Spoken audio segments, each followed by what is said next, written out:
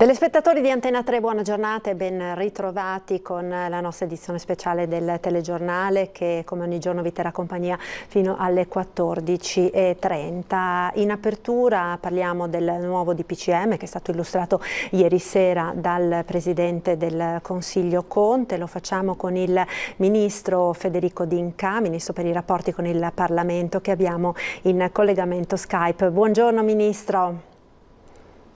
Buongiorno a voi tutti, eccomi, buongiorno. Buongiorno, grazie naturalmente per essere qui con noi. Sappiamo che sono delle giornate di grandissimo lavoro, frenetiche per tutto il governo. Allora subito entriamo nel vivo insomma, della questione, un DPCM che ha fatto scoppiare anche un sacco di polemiche. Si chiede un nuovo sacrificio agli italiani, ma in molti dicono, soprattutto per quanto riguarda il settore del turismo, specie quello della montagna, chissà se arriveranno i ristori.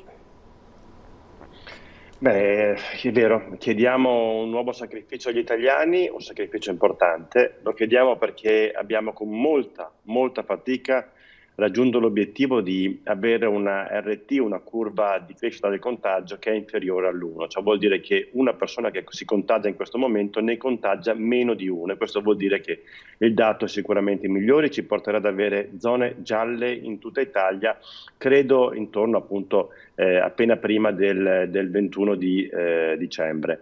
Questo è un dato importante. Ieri abbiamo però avuto il numero massimo di morti in questa seconda ondata e siamo vicini alle famiglie di queste persone. Sono state 993 le persone colpite e malate, quindi morte ieri nella giornata, un numero veramente molto alto. Questo ci deve far riflettere come non dobbiamo assolutamente cadere nella terza ondata, perché chiaramente se noi dovessimo durante le festività natalizie fare quello che facevamo normalmente negli anni scorsi, quindi stare insieme ai nostri cari, avere le nostre famiglie vicino, questo porterebbe sicuramente a aumentare il numero del contagio e quindi portare a una possibile nuova terza ondata, su cui dobbiamo assolutamente evitare, perché si sovrapporrebbe con il momento in cui iniziamo le vaccinazioni, e questo è un obiettivo che dobbiamo assolutamente raggiungere nelle prossime settimane. Questo non vuol dire che vi siano delle sofferenze, siamo consapevoli. Una delle più difficili forse da accettare è quella che ci vede rimanere nei nostri comuni nella giornata del 25 e del 26 del 1° gennaio. Perché questo? Perché dobbiamo evitare di poter fare quei momenti di aggregazione familiare molto grandi che si fanno nella giornata di Natale o nella giornata del 26 o del 1°, e quindi evitare anche i veglioni, quelli che si fanno tra il 31 e il 1° di gennaio. Ci aiuterà questo a poter mantenere sotto, in qualche maniera controllata la curva, ci permetterà di non cadere in contagi comuni durante queste festività. Poi tra l'altro vi sono delle norme che indicano appunto che si aprirà di nuovo la scuola il 7 gennaio, si tornerà a poter avere gli impianti aperti sciistici a partire dal 7 gennaio in poi. Abbiamo chiaramente tra il 21 e il 26 di gennaio una chiusura all'interno delle regioni, diventando quindi regione gialle ma chiuse al suo interno, quindi non ci si può spostare da una regione all'altra. Gli alberghi rimangono aperti anche per le stazioni turistiche della montagna, gli impianti sciistici saranno chiusi, e vi sarà la possibilità per nuclei familiari di poter andare a pranzo nella giornata del 25 e del 26, sempre all'interno dello stesso comune, quindi andare a poter mangiare all'interno dei ristoranti che hanno tutte quelle linee guida che abbiamo condiviso nel corso del tempo e che sono applicate anche in Veneto in queste giornate, in questi pranzi, mentre la sera manteniamo sempre il coprifuoco dalle 22 fino alle 6 del mattino. Questo è un po' tutte quante le indicazioni che sono state prese con l'ultimo DPCM e l'ultimo decreto legge. Ecco Ministro, per quanto riguarda i ristori per quelle attività che per forza di cose subiranno una forte penalizzazione viste le restrizioni, in particolare tutte quelle legate al comparto del turismo della montagna. È un comparto importantissimo e sono bellunese, sapete, quindi mi colpisce molto da vicino. Noi abbiamo già inserito all'interno di questi 8 miliardi del decreto di Storia 4, 1.000 euro per gli stagionali e poi degli altri interventi importanti che riguardano le imprese e le aziende, con anche uno spostamento ben più avanti di quelli che sono gli acconti, il pagamento IRPEF, IRAP e tutte quante quelle scadenze fiscali che sono state tra il 29 di novembre e il 27 dicembre. Oltre a questo vi sarà un ristori numero 5, faremo uno scostamento a gennaio, uno scostamento che varrà alcune decine di miliardi di euro, comprenderemo al meglio i sacrifici fatti dal turismo invernale e andremo ad aiutare tutte quelle attività commerciali, aziendali, imprese, alberghi, impianti di risalita delle piste da sci che stanno per soffrire o che stanno già soffrendo in questo momento, perché il periodo natalizio sicuramente non sarà come quello degli altri anni. Quindi aggiungeremo aiuti importanti per un settore che è pesantemente colpito e che in Veneto sappiamo bene quanto vale, con la montagna veneta in generale, che va appunto da Asiago fino a Cortina, fino alle bellissime Dolomiti. Ecco, Ministro, per quanto riguarda, ne accennava lei prima, no, allo spostamento tra i comuni nelle giornate delle festività natalizie, c'è una grossa polemica con le regioni, perché vengono posti sullo stesso piano comuni grandissimi come appunto le città metropolitane, le grandi metropoli della nostra Italia, sullo stesso piano di piccoli comuni che hanno poche centinaia o poche migliaia di abitanti, e sappiamo quanti ce ne siano anche nel nostro territorio, no? Quindi costringendo le persone a magari a non andare nel comune vicino che ha 200 abitanti e dista 3 chilometri. In questo senso potrebbe esserci qualche margine ulteriore, magari per trovare il nonno da solo? Sappiamo quanto sarà difficile questo momento. Ho ricevuto anch'io messaggi di amici che mi hanno scritto indicandomi come la mamma abita nel comune vicino. Io vengo da una realtà con comuni molto piccoli e quindi può capitare che il comune da 1500-1600 abitanti abbia un comune vicino dove c'è la mamma e il papà di queste persone anche sole. Ed è durissimo prendere decisioni di questo tipo. Sicuramente non portano consenso, non portano voti, ma non stiamo cercando di avere voti in questo momento. Non è il consenso che è in questo momento al centro della visione politica, e non deve esserlo. Il vero consenso in questo momento è la salute. Questa è la ricerca da parte del governo, e le decisioni che stiamo prendendo è per mantenere la salute nel nostro paese.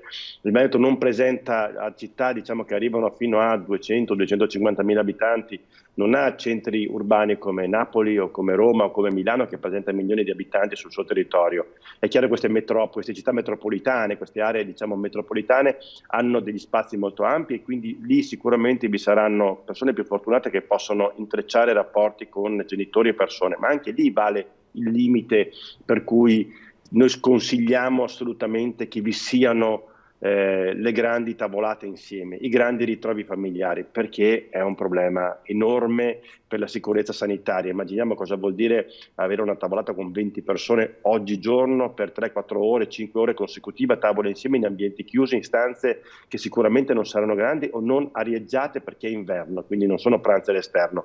Noi sconsigliamo questo tipo di atteggiamento, che tu sia in un comune grande o in un comune piccolo. È un momento di grandissimo sacrificio, lo abbiamo chiesto, non rincorriamo il consenso politico, non ci interessa in questo momento, noi interessa soltanto riuscire a proteggere gli italiani, a proteggere i nostri connazionali, i nostri amici, le nostre famiglie, a superare un momento difficile. Non sarà il Natale come gli altri, sarà un Natale di sofferenza, non c'è dubbio, ma l'importante in questo momento è la salute reciproca, e poi in qualche maniera riuscire ad arrivare alla vaccinazione. Stiamo per arrivarci, è sul fine mese di gennaio, inizieremo un percorso che ci vede arrivare con 202 milioni di dosi, quindi sapendo che sono una doppia dose vuol dire che abbiamo dosi per 101 milioni di cittadini nel nostro paese, ci permetterà di poter sopperire a tutte le esigenze da qui a tutto il 2021. Man mano che le dosi verranno iniettate e le persone vaccinate, chiaramente aumenterà l'immunità di gregge e potremo affrontare un periodo estivo che sarà sicuramente molto diverso da questo periodo invernale,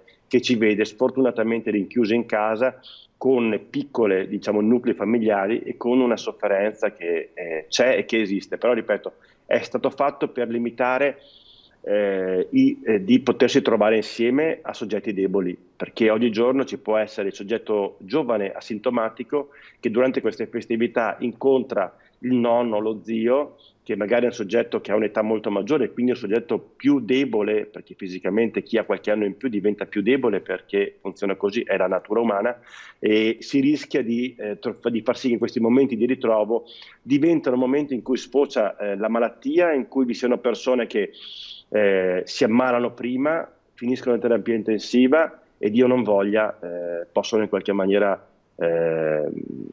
avere un percorso di vita molto più breve. Quindi certo. Noi non vogliamo assolutamente che questo succeda. E purtroppo i dati di ieri confermano insomma quanto ancora grave sia la situazione. Ministro, io la ringrazio molto per essere stato con noi, so che deve scappare perché ha una riunione tra pochissimo, grazie mille, buon lavoro naturalmente anche a lei, un saluto. Grazie a voi e grazie per l'aiuto che ci date nel dare questa informazione che non è assolutamente facile. Guardate che dire alle persone che non possono passare il Natale insieme non è facile. Tutti quanti noi abbiamo una nostra famiglia e ci sono le domande che si pongono le persone esternamente, ce le pongono anche i nostri più stretti familiari. Però è vero che in questo momento non si cerca il consenso politico, si cerca la salute delle persone, in particolare le persone a noi care, vicine, quelle con cui pranzeremo il prossimo Natale insieme. Grazie ancora Ministro D'Incà, buon lavoro, un saluto. Grazie a voi, Ruti, grazie. Ecco, allora avete sentito quindi le parole del Ministro D'Incà per quanto riguarda il nuovo DPCM che è stato illustrato ieri sera dal Premier Conte. Noi ora cambiamo argomento perché è di queste ore la notizia anche della ondata di maltempo che tra poche ore appunto interesserà la nostra regione. La Protezione Civile ha diramato l'allerta arancione a partire dalle 14 di oggi fino alle 24 di domenica, per parlare di questo e di come ci si stia preparando per le strade del Veneto. Abbiamo in collegamento Silvano Vernizzi, amministratore delegato di Veneto Strade. Buongiorno dottor Vernizzi. Buongiorno a voi. Grazie allora anche a lei per essere con noi. Allora, dicevamo, è prevista questa forte ondata di maltempo con abbondanti precipitazioni che saranno appunto piovose in pianura e nell'area pedemontana, nevose appunto in montagna. Come vi state preparando per affrontare queste giornate, questo fine settimana insomma che si preannuncia di notevole criticità su questo fronte? Beh, guardi, le previsioni ARPAV per il fine settimana appunto sono abbastanza negative come maltempo. Pioggia, come ha ricordato lei, in pianura, neve ma intensa perché è previsto circa 1,5 metri di neve sopra i 1500 metri in quota, ma anche a quote più basse, per esempio in Val Belluna è previsto 0,5 metro di neve, quindi parliamo di quantità di neve estremamente consistenti. Scusate, ma il telefono è partito. Come andiamo a operare? Allora, da questa sera saranno chiusi tutti i passi alpini, cioè, tanto per capirci, Falzare, Gonfedaia e gli altri Campolongo, eccetera, gli altri passi per motivi precauzionali, quindi anche prima di andare in chiusura per problemi di altezza di neve, li chiudiamo precauzionalmente da questa sera. Ovviamente il grosso della nevicata è previsto soprattutto nella giornata di domani e quindi interverremo con tutti i mezzi, con tutti i nostri mezzi, dalle frese, agli spazzaneve, ai vari mezzi di cui disponiamo per cercare di garantire il transito degli automobilisti. Più complesso diventa il problema domenica, perché domenica è prevista ancora neve fino alle 24, però con la presenza di scirocco, e allora sappiamo che quando c'è neve e c'è scirocco aumenta in maniera consistente il rischio di valanga. Quindi useremo una particolare attenzione, quindi con la possibilità di chiudere alcuni tratti di strada dove ci sono sono soggetti a valanghe storiche, diciamo, in caso di un accumulo eccessivo di neve, ovviamente chiuderemo le strade qualora in presenza di valanghe, è ovvio che le chiuderemo. Quindi queste sono le previsioni fatte. Noi abbiamo tutti i mezzi pronti a uscire dal pomeriggio di oggi e tutte le persone, ovviamente tutti i dipendenti, in stato di allerta per tutto il fine settimana. Fino a quando, insomma, durerà, secondo quelle che sono le informazioni che voi avete, questa situazione di rischio, in particolare per quanto riguarda le valanghe, fenomeni quindi che potrebbero anche prolungarsi rispetto a quella che è l'allerta meteo diramata fino alla mezzanotte di domenica? Sicuramente sì, perché è ovvio che l'allerta meteo è fino alle 24 di domenica, quindi da lunedì il tempo dovrebbe migliorare, però se ci fosse la presenza di valanghe domenica, ovviamente dovremmo avere i tempi tecnici per sgomberare le strade, per pulirle e per garantire, scusate il telefono, per garantire la possibilità di transito dei mezzi. Quindi probabilmente la situazione di difficoltà durerà per l'intera giornata di lunedì. Grazie, dottor Certo, naturalmente, quindi è chiaro che in questa situazione vale anche il consiglio di evitare di mettersi in macchina se non strettamente necessario, no? Ovvio, evitare gli spostamenti per quanto possibile, evitare gli spostamenti soprattutto in quota, quindi oltre i 1500 metri, e comunque, se indispensabili, essere dotati o di gomme per la neve, di catene e dei mezzi necessari. Ecco una cosa che ho dimenticato: noi blocchiamo già da oggi pomeriggio il traffico pesante, che normalmente viene bloccato il sabato pomeriggio in montagna, ma proprio per le condizioni di rischio e di neve che ci sono, lo blocchiamo da oggi pomeriggio. Benissimo, io la ringrazio, dottor Vernizzi, per queste importanti informazioni che ci ha dato. Buon lavoro naturalmente in questo fine settimana che si preannuncia appunto di particolare difficoltà. Grazie e buona giornata. Un saluto. Grazie. Noi ora ci fermiamo per qualche istante di pubblicità. Linea alla regia, tra poco.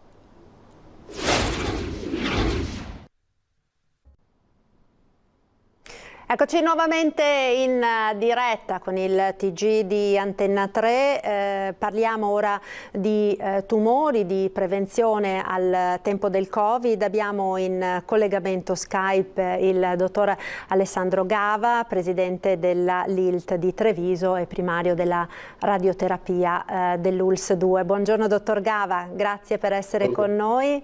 Vedo che ha in mano un filo rosso, dottor Gava. Perché? Che cosa significa questo filo?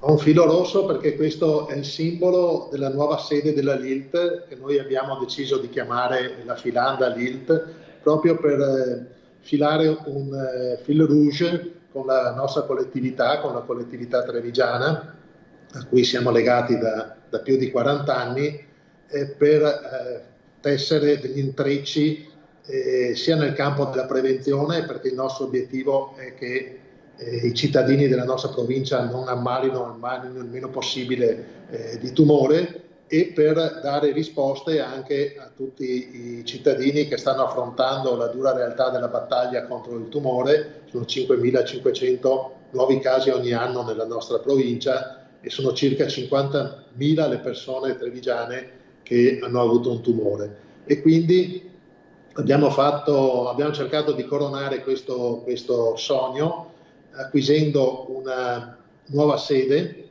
che è in via Venzone, sulla strada ovest, viale della Repubblica, in cui avremo a disposizione più di 1.000 metri quadrati.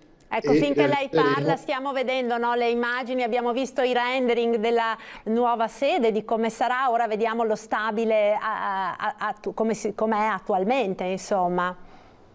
Sì, è uno stabile molto ampio che abbiamo acquisito insieme alla Croce Rossa, che sarà il piano di sopra di noi, in cui realizzeremo gli uffici, 6 ambulatori, per la prevenzione del tumore alla mammella, per le visite senologiche, per le visite ai nei, per la riabilitazione fisioterapica, per il supporto psicologico. Poi avremo una cucina didattica dove poter dare dei consigli alimentari e mostrare come si può cucinare in modo salutare, perché sappiamo quanto importante sia anche l'alimentazione per la prevenzione dei tumori.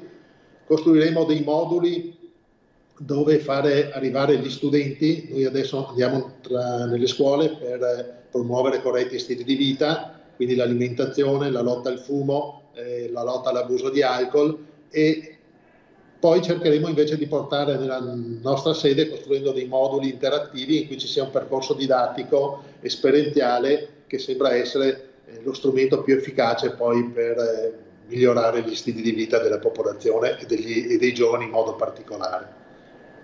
Ecco, sicuramente quindi un progetto impegnativo, ambizioso, no, dottor Gava, per il quale voi chiedete un po' il sostegno di tutti coloro che in questi anni hanno appoggiato la LILT, sono molti appunto, ma non solo. È partita questa raccolta fondi, a che punto siamo, che cosa si può fare se si vuole contribuire a sostenere appunto la Lega per la lotta contro i tumori? Noi abbiamo avuto la disponibilità di Centro Marca Banca, che ha aperto una raccolta fondi con una piattaforma gratuita a cui si può accedere e si può donare qualsiasi cifra che ci aiuti a realizzare questo nostro sogno.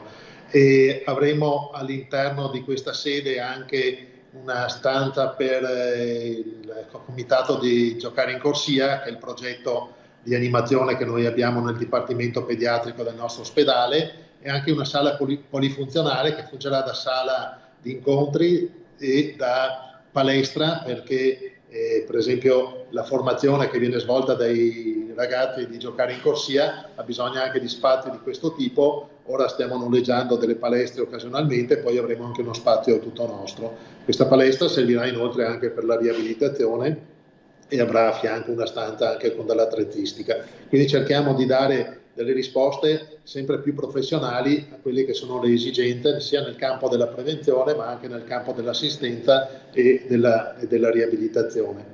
Ecco, Giocare in Corsia, peraltro lei citava questo importante progetto della LILT che proprio l'altro giorno è stato insignito del Totila d'Oro, il riconoscimento più prestigioso del comune di Treviso. È insomma un motivo di orgoglio e di soddisfazione, immagino, per tutti i volontari che da tanti anni si stanno dando da fare per sostenere anche i bambini più piccini quando sono ricoverati all'ospedale, no? Senz'altro, ha detto benissimo, ha riempito d'orgoglio noi e tutti i volontari, perché la LILT è stata fondata nel 1978 a Treviso e nel 1994 è nato il Comitato Bambini, perché c'era stato il caso di una bambina bulgara affetta da tumore che era venuta a curarsi qui a Treviso, e la bambina poi non ce l'ha fatta, e il gruppo che si era interessato dell'accoglienza e del supporto a questa bambina si chiese il senso di questa breve vita e del lavoro che era stato fatto. Nacque questo gruppo che si è poi ingrandito con tanti apporti nel corso degli anni e che ha svolto un'attività importante di promozione dell'attenzione al piccolo paziente ricoverato, introducendo il gioco come strumento di normalità, come strumento per far sentire a casa il bambino e ridurre il trauma dell'ospedalizzazione. E poi abbiamo collaborato a lungo col Consorzio per mio figlio e con le altre realtà che operano all'interno dell'ospedale, per cui adesso c'è un'animazione che viene fatta al mattino, al pomeriggio e anche alla sera con la fiaba della buonanotte, e quindi questo progetto che dura da 25 anni e che ha coinvolto attualmente sono 146 i volontari che si alternano in presenza all'ospedale di Treviso nel Dipartimento Pediatrico, ma abbiamo fatto un calcolo che circa 1000 persone, 1000 volontari si sono avvicendati dell'animazione nel corso di questi 25 anni, e quindi è per noi stato un motivo di grande orgoglio. Poi il Totile è stato assegnato proprio ai volontari del progetto Giocare in Corsia, e questo è un segnale anche dell'amministrazione, dell'attenzione che ha avuto verso questo progetto.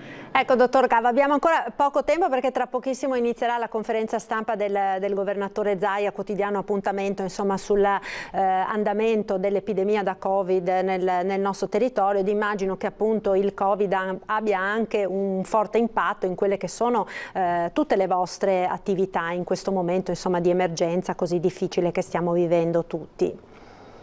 In un periodo di emergenza sono state ridotte quelle che sono le attività nel campo della prevenzione, perché è stata privilegiata l'emergenza.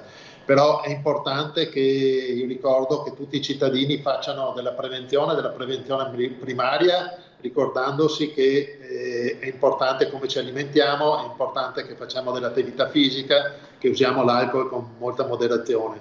È importante che ci sottoponiamo a quelle che sono le attività di screening, quindi la visita senologica, la mammografia per le donne, il pap test per il tumore del collo dell'utero, il sangue occulto per il tumore del colon retto, e anche le attività, le buone pratiche le chiamo io, come il PSA o la visita urologica per i maschi che superano i 50 anni, per diagnosticare precocemente il carcinoma della prostata.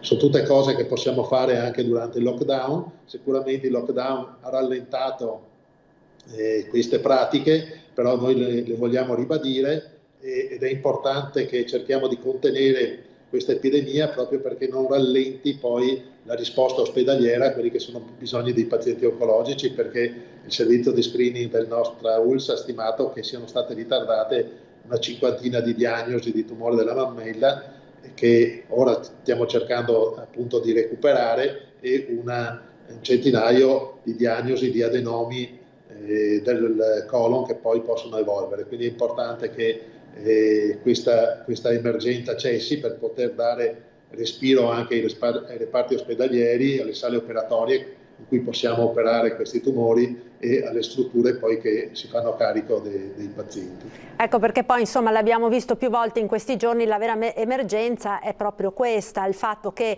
con un così elevato numero di pazienti Covid ricoverati, tutti coloro che sono affetti da altre patologie rischino di trovare difficoltà insomma nella cura. Infatti attualmente sono assicurate, mi sembra, soltanto le urgenze, mentre l'ordinaria amministrazione diciamo è stata al momento congelata. Un'ultima domanda a proposito degli screening. Noi assicuriamo anche, Marta, noi assicuriamo le cure oncologiche ai pazienti che hanno bisogno. Quello che può rallentare, se c'è ancora una pressione alta della diffusione del virus, è l'accesso alla sala operatoria e agli anestesisti, perché le sale operatorie e questi professionisti possono essere impegnati invece a prestare assistenza d'urgenza ai pazienti Covid.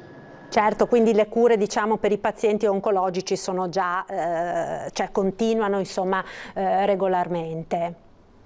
Quelle oncologiche, di oncologia medica e di radioterapia sì, queste cerchiamo di dare la massima precedenza. E il problema è di avere anestesisti che possono portare in sala operatoria per gli interventi chirurgici, certo.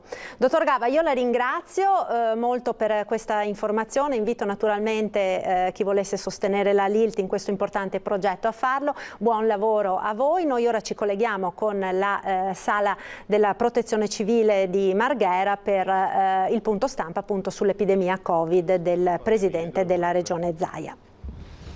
Diciamo, la prima guerra mondiale l'ha vista proprio sul finire, e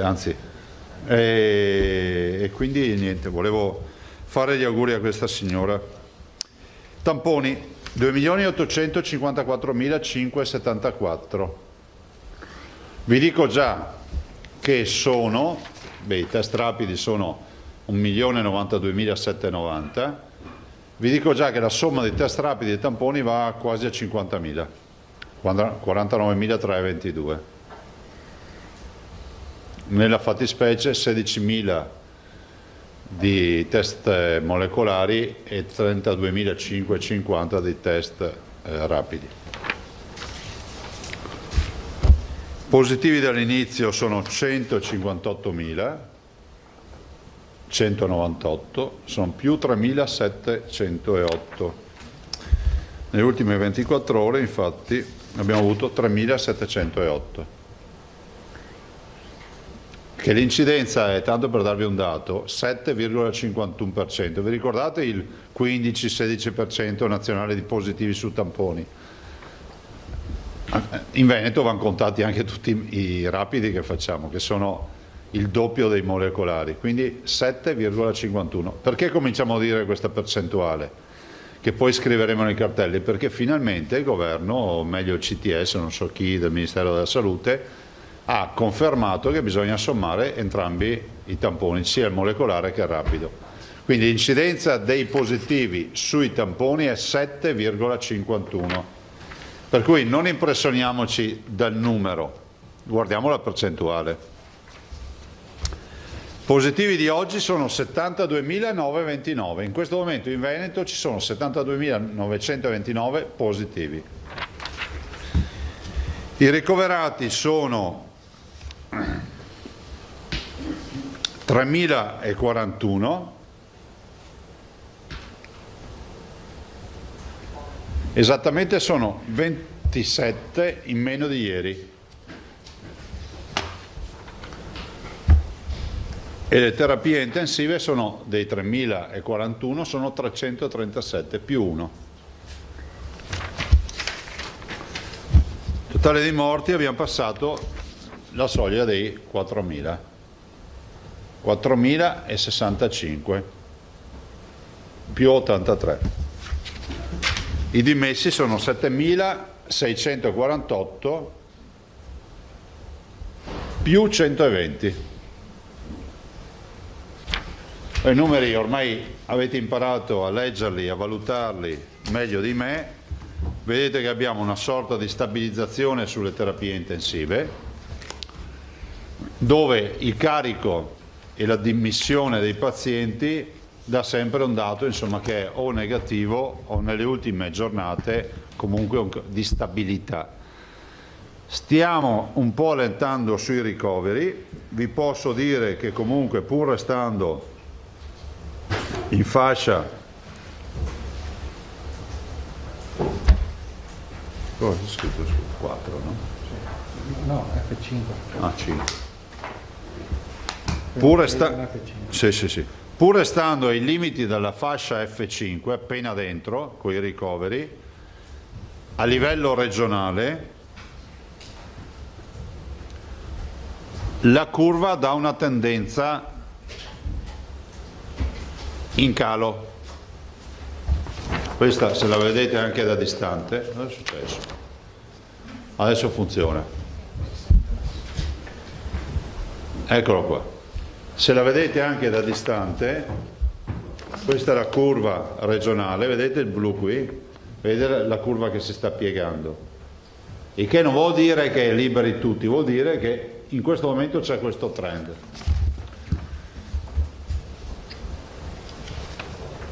Andando nello specifico, piega su Belluno, piega su Padova, piega su Treviso, su Venezia mantiene un trend, se anche poco aggressivo, ma di crescita,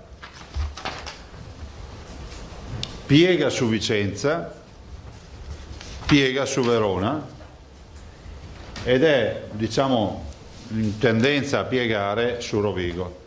E Venezia resta ancora con una timida crescita. Abbiamo ragionevoli motivazioni di pensare che abbiamo raggiunto, come vi dicevo qualche giorno fa, la parte alta. Adesso sta a noi impegnarci col distanziamento sociale, con rispetto delle regole, soprattutto in un periodo non facile, no? E proprio per questo motivo appunto faccio appello al senso di responsabilità di tutti i cittadini.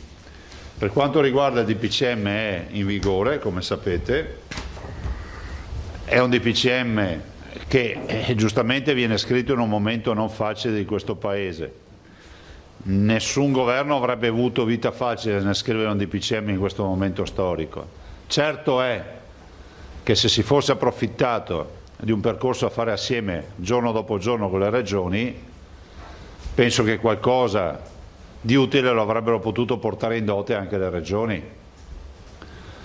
Rispetto alle chiusure, al divieto di spostamento fuori comune il giorno 25, 26 e 1 di gennaio, 25, 26 dicembre e 1 di gennaio, scusate, io a volte ripeto delle robe che voi dite, ma perché ripete? Perché a leggere quello che scrive la gente mi sa che è utile ripetere, che è previsto dal DPCM, non da una norma regionale. Dico che se da un lato è necessario pensare a restrizioni, perché sono un po' il segno del male dei tempi, no? Se tu devi ricorrere a restrizioni contro gli assembramenti vuol dire che qualcuno non rispetta il distanziamento sociale, perché bisogna mettere in capo ad ognuno la responsabilità. Se è pur vero che la filosofia è quella delle restrizioni ed è innegabile che ci sia il virus ed è fondamentale approfittare di questo periodo per evitare la diffusione ancora più massiccia del contagio, in un contesto nel quale noi abbiamo almeno un terzo del virus rispetto a marzo, quindi abbiamo un terzo di virus e abbiamo più ricoverati di marzo, vuol dire che stiamo meno distanti, del resto non c'è stato il lockdown. Allora, se è vero che comunque le restrizioni, alcune regole ci servono, è altrettanto vero che da un punto di vista epidemiologico, sanitario, la chiusura dei confini comunali in questi 3 giorni non ha una ratio sostenibile. Mi fa piacere che il Comitato Tecnico Scientifico Nazionale, dopo di me, abbia detto le stesse robe. E allora, siccome fino a prima dicevo cazzate, io voglio vedere se qualcuno dice che adesso siamo in 2 a dire cazzate. E mi spiego. Se il problema è l'assembramento di questi 3 giorni, se qualcuno avesse scritto tutti chiusi a casa con 3 giri di chiave, uno può dire, può non condividere perché non mi sembra il caso, ma uno può dire, vabbè, c'è una ratio uguale per tutti, il limite di uscita è il portoncino di casa. Non ho proposto questo, che sia chiaro, lo dico ai leoni della tastiera, sto facendo un esempio banale, come la maestra a scuola faceva gli esempi banali, no? Che faceva 1 chilo, 2 chili, 3 chili, ecco, sto facendo un esempio. Sarebbe stata una norma uniforme. Dire oggi che da un punto di vista sanitario il rischio sanitario della chiusura di un comune di poche centinaia di abitanti o di 1000-2000 abitanti quei giorni sia uguale a quello della chiusura dei confini comunali di un comune di 3 milioni di abitanti come Roma, piuttosto 2 milioni come Milano, piuttosto che tanti capoluoghi di regione che vanno oltre i 200-300 mila e su abitanti, e vuol dire scientificamente una bestialità, perché chi vive in una comunità dove il recinto è per 3 milioni di abitanti trova sostanzialmente una comunità che è 2 volte quella del Friuli Venezia Giulia, e quindi non si può sostenere che la norma è una norma a tutela degli assembramenti o di eventuali rischi di diffusione del contagio, perché sicuramente magari li vai a tutelare in comuni da 3, 4, 500 abitanti, 1000 abitanti, 2000, ma in un comune da 3 milioni di abitanti questa norma è pressoché inutile. Allora io spero ci sia un ravvedimento, perché da un punto di vista scientifico non ha supporto scientifico. Ce l'avrebbe in linea di principio se avessimo tutti piccoli comuni e ci fosse una uniformità di applicazione, ma così non è. Cioè applichiamo una regola a un comune e a un altro comune applichiamo la stessa regola ma alle dimensioni di uno Stato. Pensate che ci sono Stati che hanno 3 milioni di abitanti, ci sono regioni che hanno metà degli abitanti di un comune, di 3 milioni. Questo intendevo dire. Lo dico perché a volte vedo che qualcuno cerca di darci l'etichetta degli irresponsabili davanti a una posizione come questa, che è una posizione di assoluta responsabilità. Io sono il primo ad aver applicato, e lasciatemelo dire con un po' una punta di orgoglio, in questa regione, nonostante la zona gialla, siamo stati gli unici a applicare regole che in tutta Italia non ci sono, anche nelle zone rosse, e sfido chiunque a dirmi che non è vero. Noi abbiamo chiuso i locali commerciali la domenica, in nessuna parte d'Italia c'è. Abbiamo deciso di introdurre il principio secondo il quale le medie e le grandi strutture di vendita dovevano essere chiuse. Vi ricordo che anche nelle zone rosse sono aperte i fine settimana. Abbiamo introdotto un principio secondo il quale ci andava un cliente ogni 20 metri quadrati per superficie di vendita sopra i 40 metri. In nessuna parte d'Italia c'è. Guardate che queste sono proposte che nell'incontro di lunedì io ho fatto al governo, ma non con la presunzione di essere i primi della classe, dicendo guardate noi abbiamo fatto ste robe. Quindi non ci vengano a dire che l'atteggiamento può essere un atteggiamento di irresponsabilità davanti al contagio. Vedo, non so, oggi 1000 morti e c'è qualcuno che contesta. No, io non contesto proprio nulla. Non sto contestando le restrizioni, sto contestando il principio di questa restrizione che non ha nessuna base scientifica. E non è una battaglia perché va bene far casino. Guardate, il casino in questi momenti non serve. Però è pur vero che a consuntivo, se resta ferma sta norma, faccio un paio di domande. Quanti è che la rispetteranno? Non ditemi che non avete già avuto le mail piene nelle vostre redazioni di gente che vi dice io non la rispetto. E non è giusto non rispettare una norma, no? La legge va rispettata. E poi ancora, cosa penseranno quei cittadini dei piccoli comuni, anziani, chiusi in casa, quando vedranno in TV chi non avrà rispettato le regole?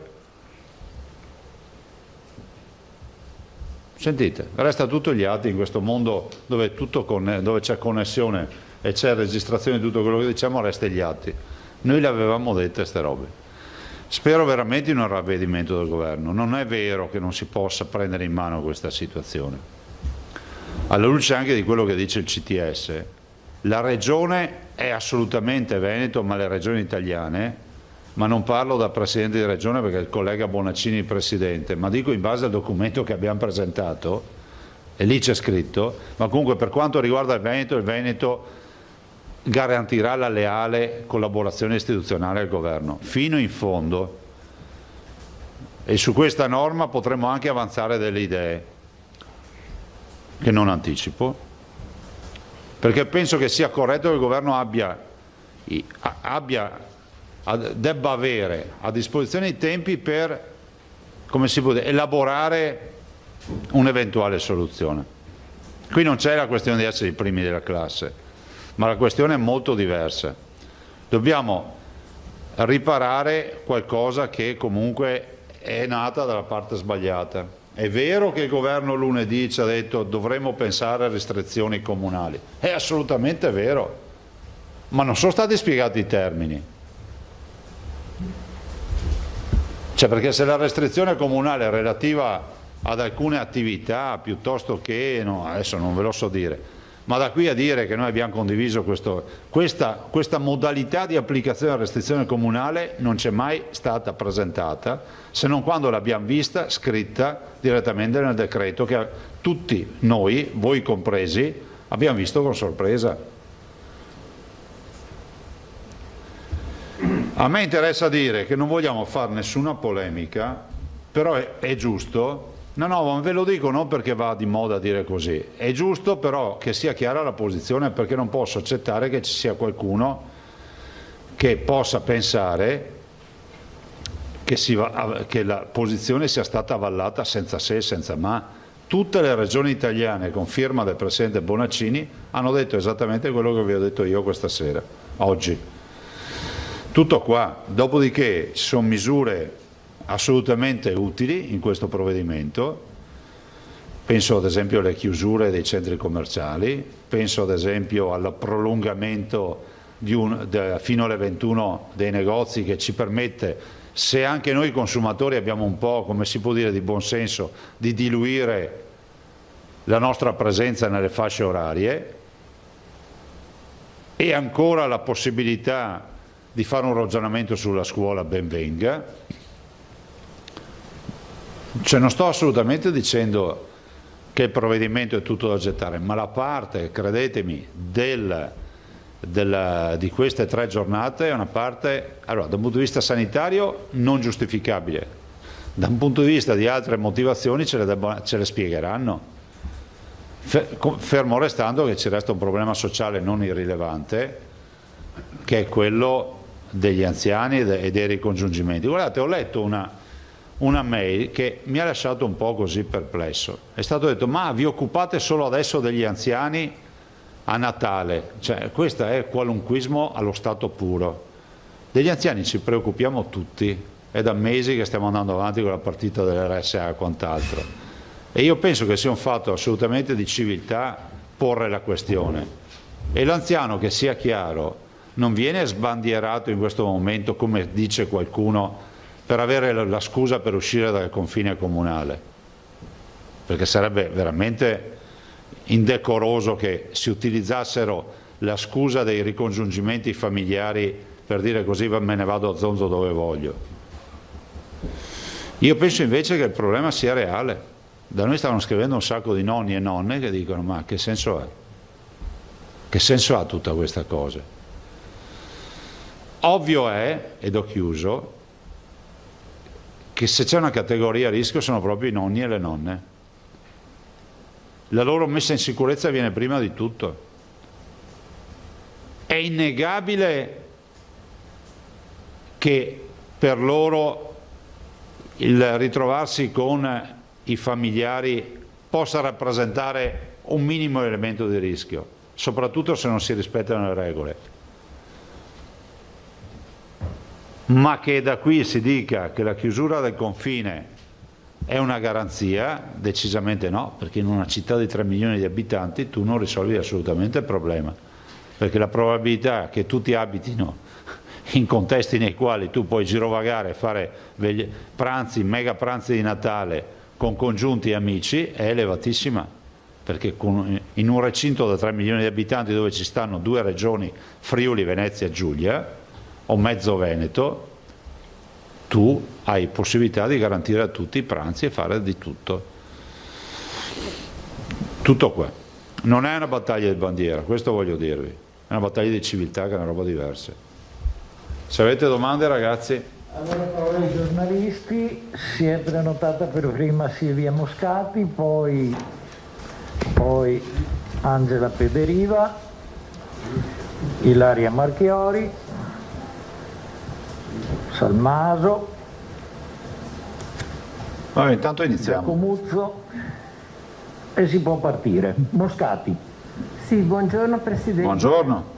Sì, per prima cosa volevo portare a sua conoscenza e poi sentire se ci sono dei dati analoghi di un caso che è successo qualche giorno fa di una persona che ha avuto un malore, diciamo, un intercostale molto forte, per cui la moglie si è preoccupata, ha chiamato l'ambulanza ed è stata portata al Cafoncello. E sono stati fatti subito un tampone, ovviamente rapido, e che è risultato negativo. Dopodiché, fatti tutti gli esami, eccetera, eccetera, è stato fatto un secondo tampone. Tutti gli esami non hanno riscontrato nessuna anomalia di nessun tipo, anche un attacco del niente. Per cui la persona è stata dimessa, ma nel secondo tampone rapido è risultato positivo. Per cui è stato dimesso come Covid a casa, per cui con tutte le restrizioni del caso e la disperazione ovviamente della persona, la preoccupazione di questa persona che ha una moglie e una bambina. Chiaramente in attesa del molecolare è stato dato, sono state date le solite direttive. Dopo 3 giorni di angoscia e di ovviamente rinuncia al lavoro per un periodo abbastanza lungo e di tutto quello che ne va dietro, il molecolare ha dato esito ieri negativo. Allora, il problema dei tamponi ovviamente è stato caricato come Covid, chiaramente, no? E ha anche un certificato proprio di appartenenza. Allora, l'altra volta che mi pare di ricordare, Rigoli aveva detto che se mai i tamponi avessero un problema sarebbe quello di trovare dei falsi positivi. È questo il caso. E questo è il caso.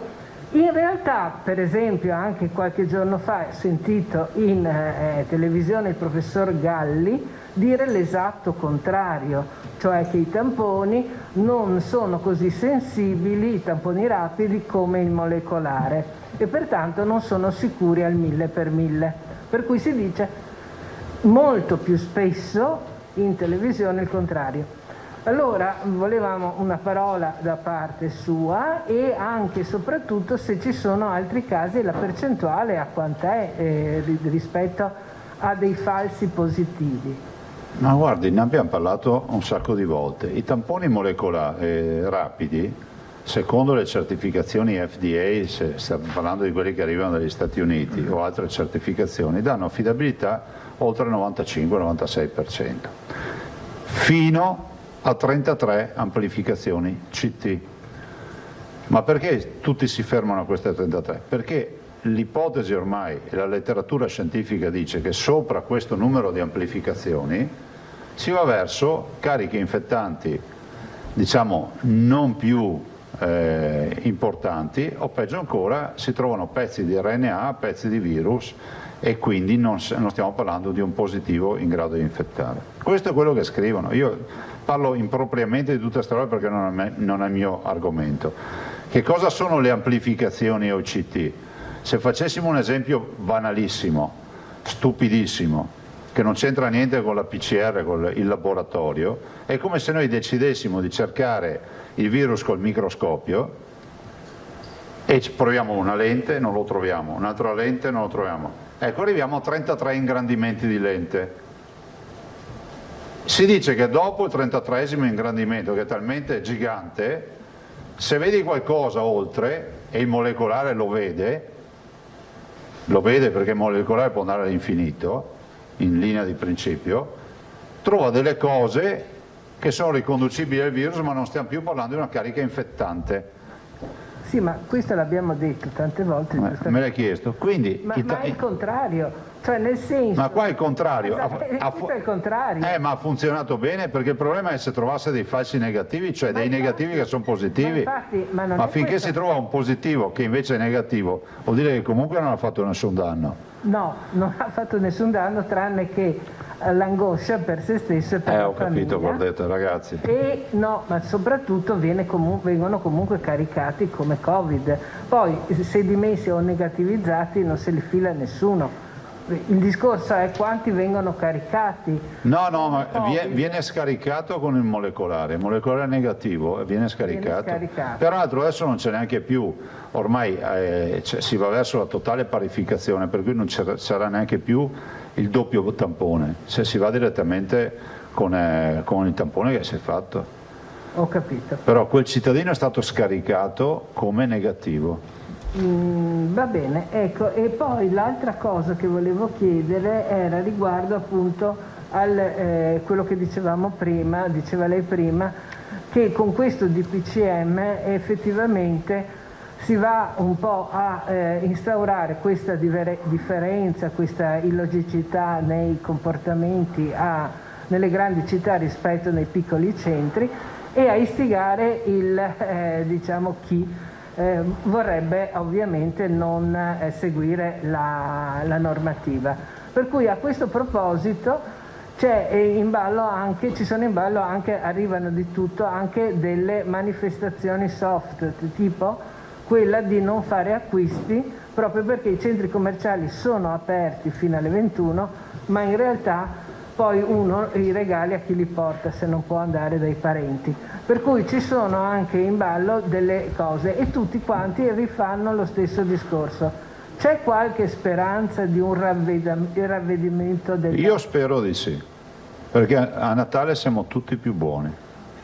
Benissimo, allora questo c'è già, è già... Ma non è il mio ravvedimento, se fosse per me saprei già cosa scrivere. A Natale saremo tutti più buoni. Ma sì, lasciamo un attimo abbiamo ancora qualche giorno davanti che a Roma elaborino questo errore che è stato fatto, a mio avviso. La Regione Veneto è al loro fianco, cioè noi non vogliamo essere dall'altra parte della barricata, però dobbiamo trovare una soluzione.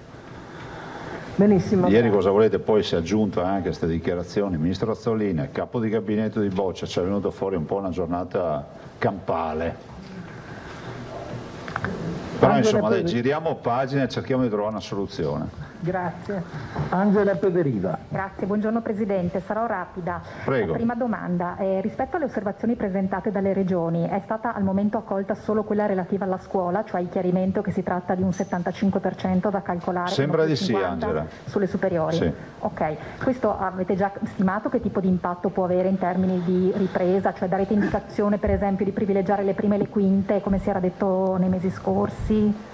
O non avete ancora valutato con l'ufficio scolastico regionale? No, lo stiamo valutando, avremo novità nelle prossime ore, così eviteremo il prefetto di fare tavoli, e anche perché noi siamo pronti. Va bene, allora staremo in attesa. Secondo tema, il monitoraggio. Oggi è giornata di verdetto, appunto. Avete avuto un ultimo confronto, immagino, con i tecnici? Che cosa dicono i parametri? No. Niente? Abbiamo il massimo rispetto per il CTS che ci valuterà. E abbiamo dei parametri che sono sicuramente all'interno, guardate, forse l'unico parametro, se non ricordo male, che è un minimo fuori è quello fuori, ma siamo tra i più bassi nazionali delle terapie intensive, perché la soglia è 30, noi abbiamo 30,8, ma insomma fra l'altro sono anche in calo, però non è quello il tema è l'RT che sicuramente è sceso dai nostri calcoli rispetto a quanto vi risulta? 1,11, quanto è che me l'ha detto? 1,11. Guarda, per favore non scriverlo perché consideralo sbagliato, però vi posso garantire che è in calo. Dopodiché attendiamo, insomma, siamo sereni, nel senso che sappiamo quali sono i dati della nostra sanità. Ok. Poi mi ponevano un tema relativamente al rientro dall'estero, non per ragioni di turismo, ma per gli emigranti che soprattutto nelle province di Belluno e Treviso vedono un tradizionale rientro natalizio dei gelatai, insomma li definisco così. Vorrebbero capire se devono sottoporsi a quarantena, so che è DPCM, non è ordinanza regionale, ma magari avete avuto un confronto. No, dipende dai tecnico. paesi, dalla Germania no, non c'è. Quarantena? È dubbia l'interpretazione? La verificheremo allora, perché anche qui siamo in con due versioni, per cui verificheremo. Per quello... attenzione perché potrebbe essere quarantena. Allora, io ricordavo che la Germania non ha quarantena, i gelattieri stiamo parlando di Germania, Svizzera, forse ecco, per cui c'è un elenco, ma ben venga, vi recuperiamo l'elenco e domani vi portiamo l'elenco. D'accordo. L'ultima cosa, un neoguarito chiede a che punto siete con la distribuzione degli saturimetri agli altri che evidentemente come lui hanno avuto necessità di curarsi a casa, nel suo caso l'ha acquistato perché probabilmente era ancora prima della fornitura del primo stock. So che la dottoressa Simeonato ne aveva già fatto la distribuzione di 7-8 mila, cioè c'è una gara in corso per acquisto di ancora, considerate che quando hai 10.000 saturimetri vuol dire che 10.000 persone che hanno il dito col saturimetro a casa, cioè stiamo parlando di numeri comunque, però noi stiamo andando avanti. La gara è ancora aperta, ok? Sì, ma circa 10.000 sono stati distribuiti. E l'ultimissima domanda che poneva sempre questo neoguarito è se avete ricevuto indicazioni rispetto alla vaccinazione anti-Covid dei guariti, appunto dei negativizzati, perché si era sparsa la voce. Noi siamo convinti che si debba fare. Che si debba fare, sì. Quindi. Okay, ma penso che sia comunque, diventerà opinione e piano di sanità pubblica, almeno per il Veneto sì. Da noi se ci sarà questa libertà decisionale, spero proprio di sì, i guariti vanno vaccinati, anche se sapete che anche qui il tema degli anticorpi non è l'unico indicatore, perché c'è poi un'immunità cellulare che noi non misuriamo, perché sembra che l'immunità cellulare sia quella la vera, diciamo, il vero tema, e quindi noi misuriamo gli anticorpi, diciamo, ma poi scompaiono, però nella cellula che si innesca tutto il procedimento e quindi dell'immunità cellulare. E tocca allora a Ilaria Marchiori. Sì, buongiorno Presidente. Ciao. Allora, due cose. Lei ha detto che spera in un ravvedimento da qui insomma alle prossime settimane. Ha intenzione come Presidente, magari insieme anche ad altri, nel frattempo di continuare a discutere della cosa portando le motivazioni eccetera, o da qui si aspetta solamente che il governo si ravveda? E poi lei prima ha detto io saprei cosa scrivere, cosa scriverebbe? No, penso che non sia in questa fase, è giusto rispettare il ruolo che ha il legislatore, che ha fatto un suo provvedimento. Se riterranno, penso che le regioni sono assolutamente a disposizione per fare una proposta. Io penso che facciamo passare qualche ora, qualche giorno, ci sarà pure un incontro prima della prossima settimana o all'inizio della prossima settimana, parleremo e lì vedremo di trovare una soluzione. Stiamo parlando del 25, per cui abbiamo margine per convincerli a modificare, se vogliono. Se non vogliono, a quel punto diventa un totem, no? Però lei quando parla sembra ottimista, come se già sapesse che c'è una possibilità. Ma io ce l'ho in mente. E può dircela? No. No, perché il provvedimento non è mio, è per un fatto proprio di rispetto, non voglio far casino, nel senso che è giusto che ci ragionino. Ma bisogna che sia una soluzione giuridica comunque, perché di mezzo c'è un decreto legge, che non è poca roba, è una legge per 60 giorni, che andrà a perdere ovviamente, perché poi non ha più senso di esistere. Ok, e quando lei ha detto io saprei cosa scrivere, cosa scriverebbe?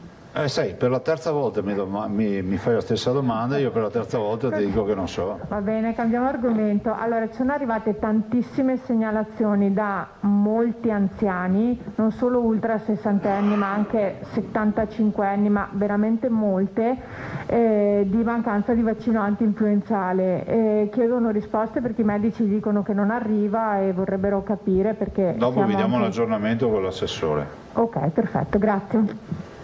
Dicendo che il vaccino, se non c'è, perché non c'è sul mercato, cioè non è che c'è qualcuno che ce l'ha e noi non ce l'abbiamo, siamo stati i primi a comprarlo.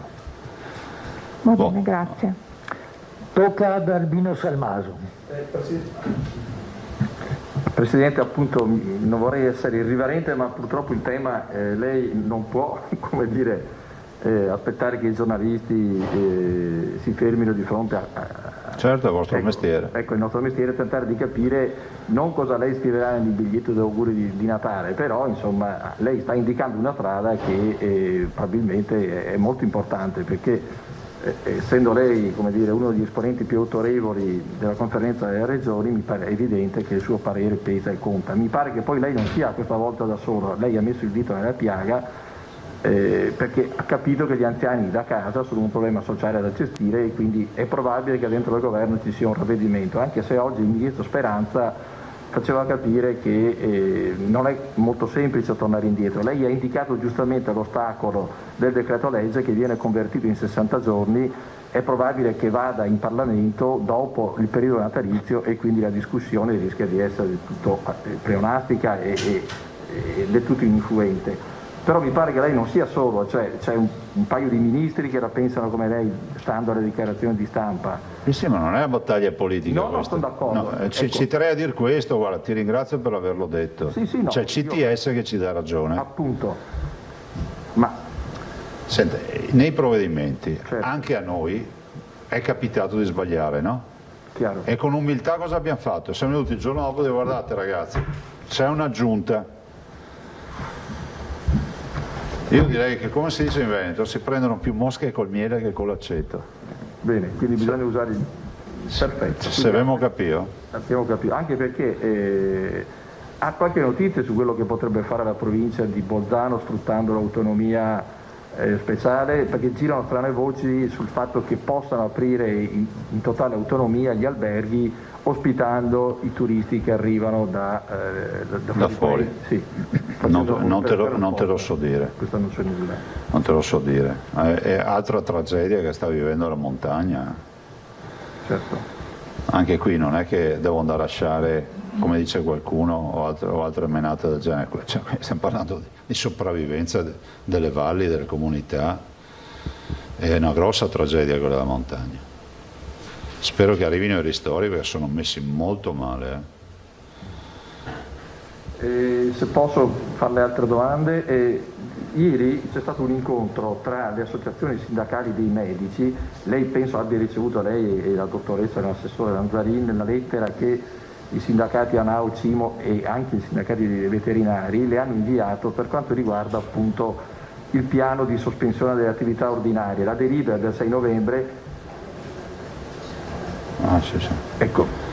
Mi pare di capire che loro fanno delle osservazioni sull'utilizzo delle terapie intensive e sul blocco delle prestazioni ambulatoriali e fanno, come dire, questo ragionamento. Dicono: noi siamo disponibili a lavorare anche al pomeriggio e anche al sabato. Lei è stato il primo in Italia, forse l'unico, a tenere aperti gli ospedali. Gli unici siamo stati. Ecco, mi ricordo che il presidente Napolitano aveva rodato questo suo orientamento. Ecco, si può fare qualcosa di simile, perché stando a quello che dicono le 6 associazioni sindacali, cioè bloccare tutta l'attività ordinaria fino ad aprile è un problema serio per quanto riguarda l'attesa, insomma. Adesso allora, io gliela butto lì, mi sono permesso. No, ma guarda, io penso che sia legittimo da parte loro porre una questione, che è una questione peraltro che riguarda dei professionisti. Di questa questione peraltro noi ne stiamo discutendo da almeno una decina di giorni e ne abbiamo parlato anche qui, lo voglio dire perché non sembri una risposta di circostanza. Vi ricordate quando abbiamo parlato, Ilaria forse l'aveva tirata fuori, della signora, ti non te ricordi prima, a me mi ricordo, della signora di Bassano che diceva che non riusciva a fare la visita ginecologica incinta? Sì, ne avevamo parlato. E vi ho detto, guardate, la stiamo approfondendo sta roba. Sì. E vi ho anche detto, guardate che all'inizio siamo partiti per dare anche un segnale di perequazione, per non creare il canale di chi ha i soldi può curarsi durante un periodo di restrizione dura come questa, o peggio ancora di sottrarre ore di lavoro, la dico così senza aprire nessun, a magari un'attività ordinaria per passare a un'attività straordinaria in libera professione. La libera professione è un diritto, come si può dire, insindacabile, che hanno i nostri professionisti sancito dalla legge. Lo dico a tutti i cittadini che continuamente scrivono: ma no, 3 mesi con mutua, 3 giorni in privato. È un diritto, e voglio anche dire che i medici hanno proprio un contingente di ore che loro si possono gestire per contratto. Quindi io non posso discutere di questo.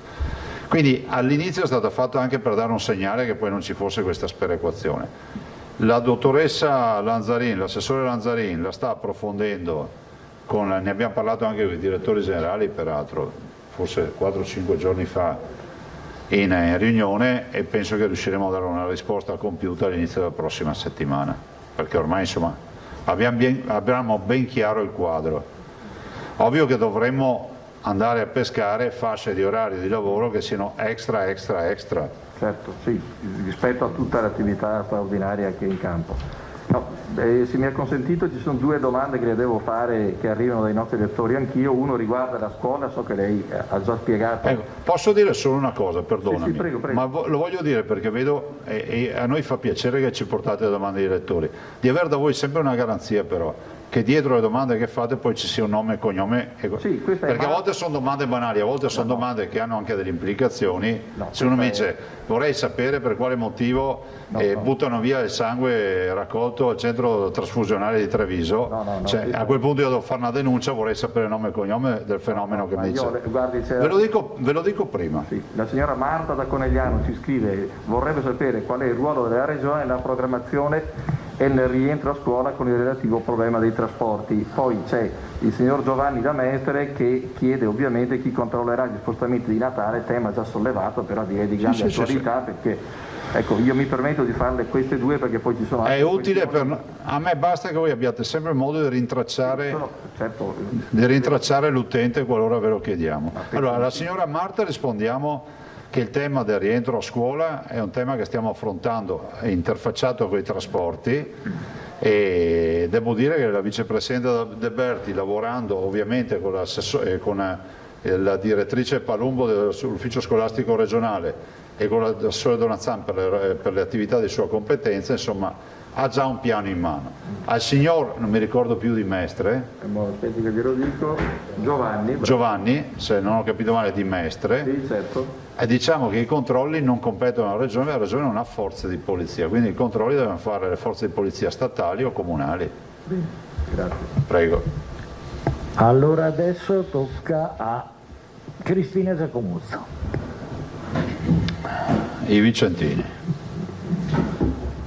Buongiorno Presidente, quindi farvi capire che lei in una fase attendista è alla finestra e al momento non ha intenzione di firmare nessuna ordinanza di nessun genere, al momento. No, in questo momento no, guardate.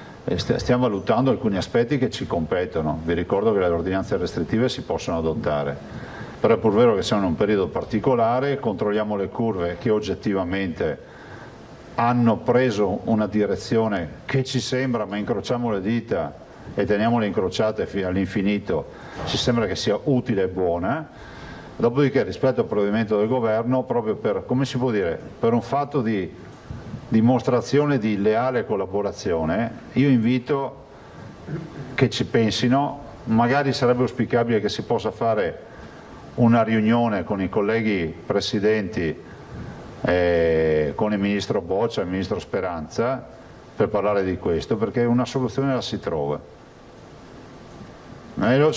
Se trasformiamo questa vicenda in, come si può dire, in qualcosa che diventa planetario, poi non ne veniamo più fuori. Allora dico, bene, adesso ognuno ha espresso il proprio consiglio.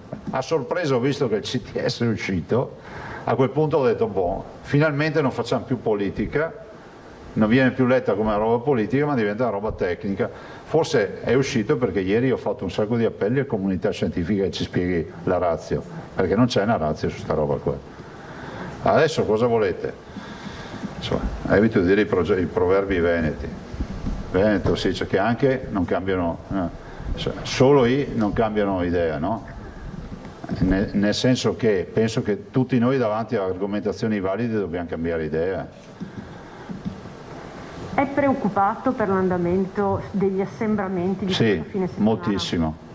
E penso anche che si poteva essere ancora più incisivi sul provvedimento del governo rispetto agli assembramenti. Il governo ha fatto, non è una critica, però il vero tema è quello degli assembramenti. Cioè guardate che se noi non avessimo gli assembramenti avremmo già fatto metà dell'opera, perché una diffusione come quella che stiamo avendo del virus, con un'incidenza del virus che è 1/3 di marzo e con un tasso di ricovero più alto di marzo, è la dimostrazione che l'assembramento diffonde. Insisto, e lei teme anche che si possa tornare un po' indietro dopo questo fine settimana? Non so, per esempio, è la settimana... È pericolosa, guardate. E si ritorna quindi a sprecare un po' tutto quello che si è fatto fino adesso? Un provvedimento di restrizioni per questo periodo ci vuole, quantomeno che non chiamiamole restrizioni, indicazioni di buon vivere.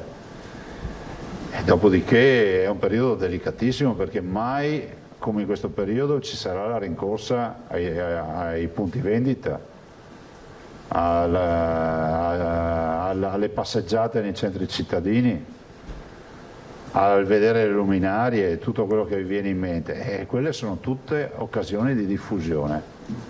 Poi capite che c'è il freddo e quindi il calore del grande magazzino, del negozio che ti ristora è utile, e quindi entri nei negozi, poi ti viene caldo e fai così, togli la mascherina. Le abbiamo già viste tutte queste scene qua. Poi arrivi positivo in ospedale e dici, ma dove sei stato? Sei portato la mascherina? Non esco mai? Ma se non esci mai, porti la mascherina, non ti ciappi il virus. Quindi ricapitolando, la sorveglianza da questa notte decade? Decade. Sì, l'ho già detto ieri. Sì. Per ora non verrà rinnovata. Ma restano chiusi questo fine settimana solo le grandi centri commerciali? Da DPCM, non da ordinanza, da DPCM. Da DPCM, grazie. Prego.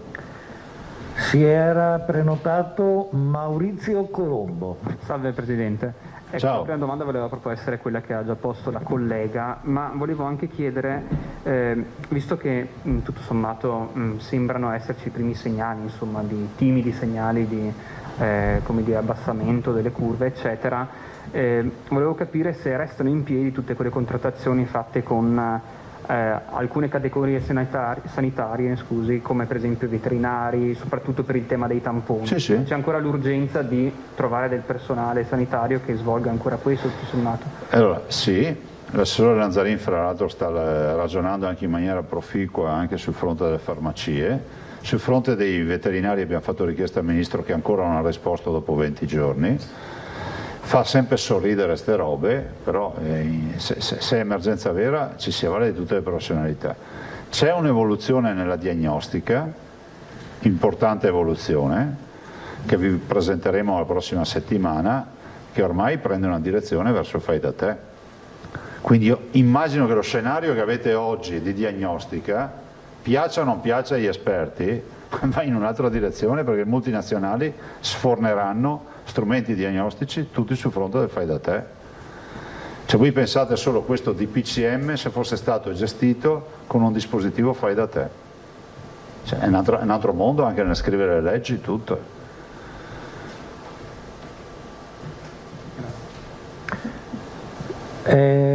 Curzio Peppenò, poi di nuovo Silvia Moscati. Presidente, buongiorno. Ciao. Una domanda rispetto alla scuola. Nel DPCM sono previste queste tavoli di trattative che dovrebbero gestire i prefetti con i vari responsabili, regione, scuola, eccetera, eccetera, e anche poi le società dei trasporti.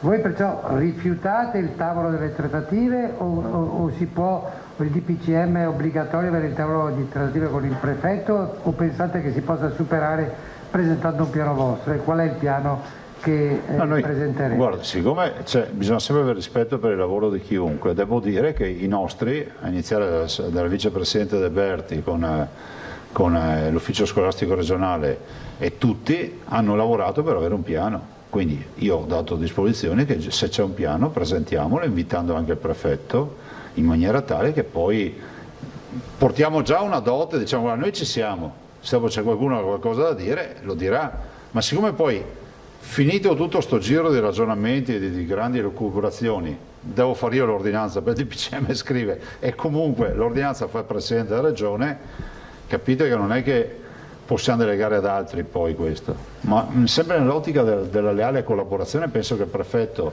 Zappalorto non se la prenda male se qualcuno arriva e dice guarda, no, altri si avrebbe già fatto.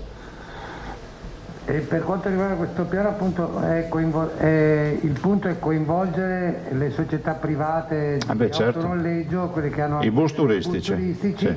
Su questo qual è il progetto rispetto alle città, anche alle realtà provinciali? A tutte le realtà. Non posso aggiungere di più, vi presenteremo il piano, è corretto che prima venga presentato al tavolo, sia chiuso, dopo, ma comunque guardate è una questione di i primi giorni della prossima settimana a farla grande, cioè siamo già pronti. Se non ci sono altri... No, c'è Marco? Sì. Ah, Marco Bone, era nascosto, se ti puoi avvicinare Marco, grazie. Più che una domanda, perché non so se... Sì, Presidente, più che una domanda, se sa rispondere meglio, la facciamo qui, però magari se no lo fanno gli uffici.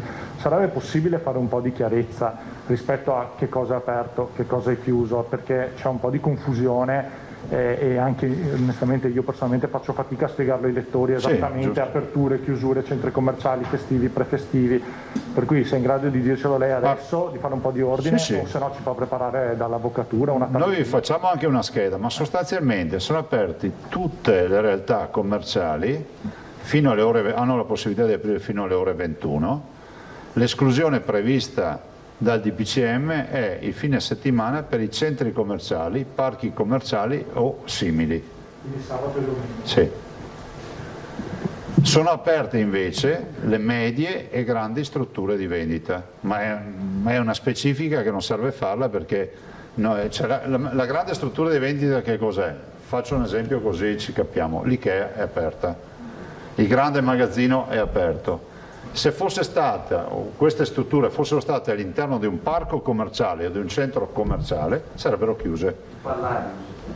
Esatto.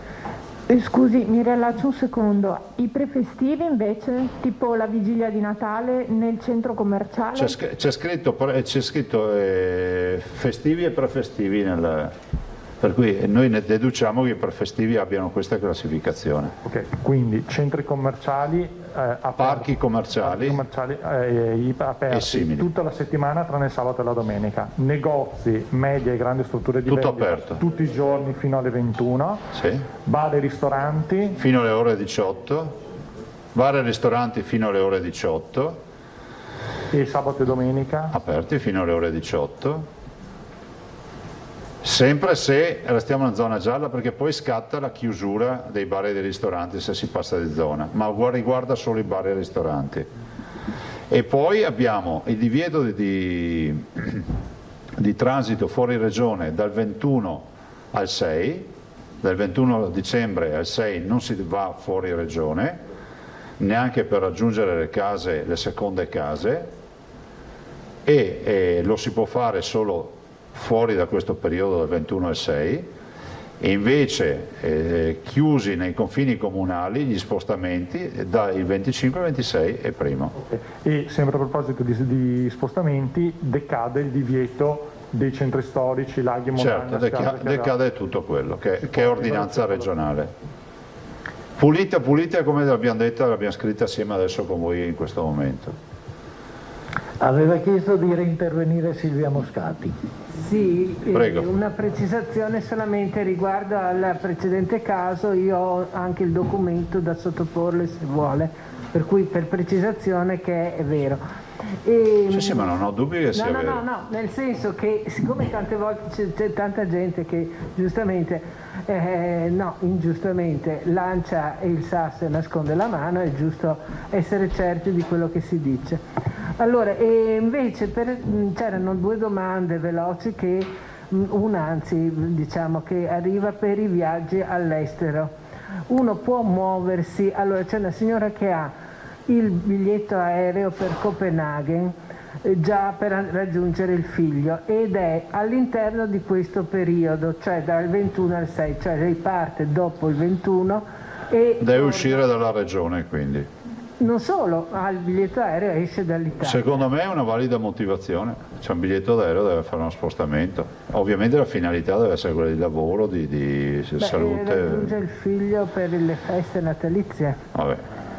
Cioè lei dice, le domanda, dice ma io c'ho il biglietto già acquistato, per cui i voli sono confermati. Potremmo chiedere una FAC perché una risposta, sa perché? Perché non è la prima persona che ce l'ha chiesto in queste ore. Ci dico, ma chi ha i biglietti in mano che deve uscire? Ma semplicemente anche uscire dal confine comunale il 25 perché c'ha l'aereo il 25. Esatto. Ecco, è ragionevole, faremo noi una domanda alla protezione civile su questo fronte, se ci ricordiamo Federico. Benissimo, grazie Prego. mille. Ilaria Marchiori voleva reintervenire. Sì, Presidente, scusi, Prego. ho un caso che ci arriva, ci è stato segnalato da una giovane mamma di Verona. Allora, mamma, papà e figlia sono risultati positivi al tampone rapido, sì. Un tampone che è stato effettuato il 23 di novembre. Sì. Okay? Poi hanno fatto il molecolare il 26 con sì. il risultato il 1° dicembre e gli è stata data la quarantena fino all'11. Però nel frattempo avevano fatto un tampone privato e sono risultati tutti e 3 negativi, ma comunque la quarantena gli è stata data comunque fino all'11, in poche parole fanno 20 giorni invece di 10. E lei dice ma com'è possibile se comunque noi ci siamo anche fatti il tampone privatamente, siamo negativi eccetera, e dice non è giusto perché dobbiamo lavorare eccetera. Questo potrebbe essere un buco, cioè il tema è che però non ve lo so dire, secondo me hanno ragione, parte la mia quarantena dal primo tampone positivo. Invece loro hanno fatto partire la quarantena dalla conferma del molecolare. Sì, le hanno proprio detto dobbiamo aspettare l'esito del tampone che deve ancora arrivare. Questa roba segniamocela che la verifichiamo, ma c'è la dottoressa Russo, è probabile sia anche una falla del sistema. Attenzione, non è nostro il sistema, perché noi applichiamo le regole di sanità pubblica nazionali, senza far colpe a nessuno, potrebbe essere colpa di chiunque. vediamo, perché se è una falla bisogna, oppure se è un comportamento errato dell'operatore è un'altra roba, ma non ve lo so dire. Secondo me buon senso vuole che tu sei in quarantena dal primo tampone positivo, tanto eri positivo, cioè anche... Ok, grazie. Anche perché se avesse fatto causa ritardi tampone dopo 10 giorni, fa la quarantena infatti. a babbo morto. Prego. Si può ritornare sulla questione centrale, ovviamente, cioè, lei mi pare stia usando la diplomazia come arma in questo caso. Ci faccia capire una cosa: nel momento in cui il CTS dà ragione alle osservazioni delle regioni, lei che impressione ne ha ricavato? Che questo DPCM sia figlio di cosa? Della cultura tecnocratica della Presidenza del Consiglio, che nasca da ragioni di urgenza sanitaria, anche se poi gli italiani, stando ai sondaggi che girano in queste ore, non sono contrari a provvedimenti restrittivi della libertà personale, se questi ovviamente hanno l'obiettivo di tutelare.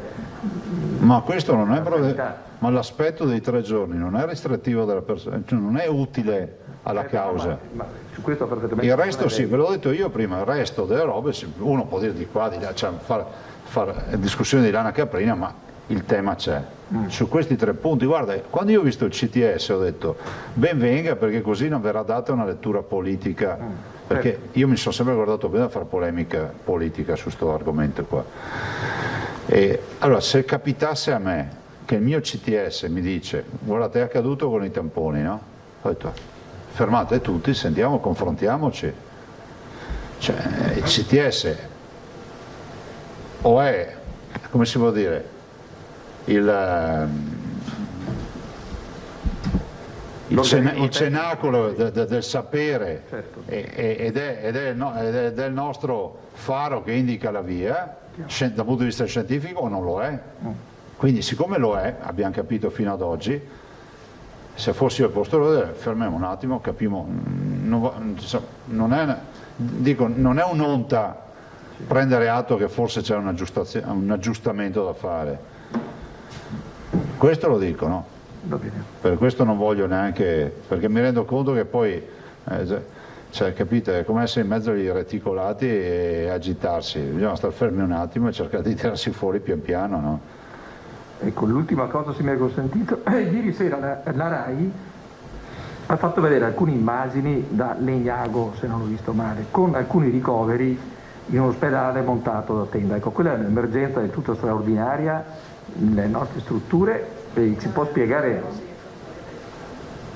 Mi dice l'assessore che stamattina andavano a verificare perché sia Rosi che Fattori per non... appunto, sì, no, era... Però possiamo fare così, siccome è una domanda che è giusto rispondere velocemente, facciamo una nota oggi, se ci dai un paio d'ore facciamo una nota, anche perché anche noi abbiamo avuto notizie di sta roba, ma noi non risulta dalle nostre schede e dalle riunioni che facciamo tutte le mattine anche con il direttore Girardi presente che ci sia un problema di letti, non abbiamo capito, non so. D'accordo, aspettiamo. Se vuoi parlare direttamente con Girardi ti diamo il contatto e ci parli direttamente, come preferisci. Vediamo se la cosa rientra nei nostri programmi di lavoro, essendo Legnago vicino alla Bassa Padovana era un po' questo il tema che ci interessava. Grazie. Cristina Giacomuzzo, poi Ilaria Marchiori. Presidente, questa nota del CTS, lei ce l'ha? No, io ho letto delle dichiarazioni come le avete lette voi forse. No, era ieri sui giornali. Sì. Era ieri, ecco. Presidente, scusi, è appena uscita un'ANSA in cui si legge che la Svizzera ha aggiornato la sua lista rossa e in questa lista rossa sono state introdotte 3 regioni, Veneto, Friuli ed Emilia. Vabbè, fa uno singhiozzo. È singhiozzante. Vabbè, mi sembra che la Svizzera abbia finito tutte le terapie intensive, se non sbaglio. In Svizzera se hai 80 anni quando ti ricoverano ti fanno firmare la dichiarazione di vita, se tu hai la fortuna di essere ospedale o un altro paterone. Non lo so, cioè continuo a dire quello che ho detto l'altra volta, ma non voglio far polemica. Davanti a uno Stato che si sceglie le comunità di un altro Stato da quarantenare, io se fossi lo Stato cioè fosse l'Italia direi scusa, ma cos'è questa storia che tu ti scegli le comunità con questa forma di dumping quasi, non sanitaria, cioè non ho capito, si scelgono che regioni non possono, cioè vuol dire anche non riconoscere più un'unità nazionale, no? Lo dice uno che vuole l'autonomia, mi sembra che se fossi ministro degli esteri su una roba così interverrei, anche perché i dati voi conoscete come me, cioè oltre a noi tre mi sa che ce ne sono altri che hanno qualche problema col Covid in giro per l'Italia. Grazie. Sufficiente ragazzi? Grazie, buon lavoro. Ci vediamo domani ovviamente. Se venite, se no la vedete in diretta. Eccoci, allora siamo nuovamente in studio, è terminata la conferenza stampa, il punto stampa quotidiano del governatore Zaia che avete sentito è stato dedicato in gran parte proprio a spiegare quelli che sono i contenuti del nuovo DPCM e quelle che sono le critiche anche che vengono mosse dalle regioni, e tra tutte appunto in primis c'è la questione appunto dei piccoli comuni, degli spostamenti dei piccoli comuni e delle visite agli anziani soli, che vanno comunque tutelati e sono coloro che devono essere tutelati maggiormente proprio perché più vulnerabili al virus, ma comunque insomma vanno in qualche maniera protetti. Proprio per parlare di questo tema abbiamo in collegamento l'assessore Gloria Tessarolo, assessore ai servizi sociali del Comune di Treviso. Buongiorno assessore, grazie per essere con noi. Buongiorno a voi, grazie per l'invito. Ecco, allora sicuramente è un tema molto importante questo e anche molto doloroso per tante famiglie, la questione appunto di non poter trascorrere le feste assieme ai propri cari anziani, vuoi appunto per queste misure che abbiamo visto, vuoi molti anziani saranno comunque costretti a rimanere in solitudine perché comunque sono soli già a prescindere. Sappiamo che negli anni passati insomma il Comune si era adoperato per delle iniziative in questo senso, iniziative che chiaramente vista la situazione di emergenza sanitaria sono molto più difficili e complicate quest'anno. A cosa state pensando? Indubbiamente, come ha detto bene lei, questo è un anno molto particolare. Noi arriviamo da mesi di adattamento in cui le comunità si sono interrogate, quindi gli enti pubblici, ma anche tutto il mondo del volontariato hanno rivisto un po' le loro prassi e continuiamo a cercare nuove vie per stare vicino ai nostri cittadini. Indubbiamente è chiaro a tutti, le festività natalizie non potranno essere trascorse nella maniera tradizionale, però non mi piace parlare di un Natale in solitudine, preferisco definirlo un Natale di prossimità, cioè dobbiamo cercare delle vie alternative, delle modalità nuove per superare e trascorrere insieme il Natale nonostante tutto e nonostante il Covid. In questi mesi ce l'abbiamo fatta e quindi sono certa che riusciremo a trovare delle modalità diverse. Ogni comune immagino stia individuando delle nuove vie, noi stiamo immaginando di arrivare con una comunicazione a tutti i nostri cittadini, quindi trarranno ancora più beneficio ovviamente le persone in isolamento, però è chiaro che non possiamo stare vicino fisicamente come facevamo, ma anche tutto il mondo associativo è molto molto limitato. Io penso anche ai nostri centri ricreativi anziani, noi avevamo un appuntamento tradizionale che purtroppo quest'anno non possiamo trascorrere in presenza, però stiamo trovando delle modalità alternative, quindi in questi mesi abbiamo sdoganato ad esempio la modalità online, quindi anche gli anziani che facevano più difficoltà ad approcciare una telefonata su WhatsApp, oggi in questi mesi si sono dotati di questo telefono e hanno fatto training con queste nuove tecnologie e quindi sono riusciti a trovare un contatto, una modalità diversa. Restano ovviamente attivi e quindi noi ci siamo preoccupati di verificare che fossero attivi tutti i servizi che sono stati attivati nell'ambito del lockdown, e quindi i servizi telefonici che magari sono più agevoli per un'utenza anziana che ha più difficoltà comunque o ha anche una diffidenza per la tecnologia e quindi magari preferisce il telefono. Quindi il numero ad esempio di telefono amico continua ad essere un numero accessibile. Il servizio inoltre sta lavorando ad ampio raggio il servizio della Regione del Veneto e quindi è tuttora accessibile H24 e le modalità telefoniche quindi sono tutte attive. Parlo per il mio servizio sociale, noi continuiamo ad essere in servizio, quindi anche la vigilia di Natale noi ci siamo, ci saremo il 31, le assistenti sociali sono operative, il numero verde di accesso unico è operativo, quindi cerchiamo di essere raggiungibili. Però, come dicevo, forse dobbiamo immaginare, quindi qua è un lavoro collettivo, immaginare un Natale di prossimità.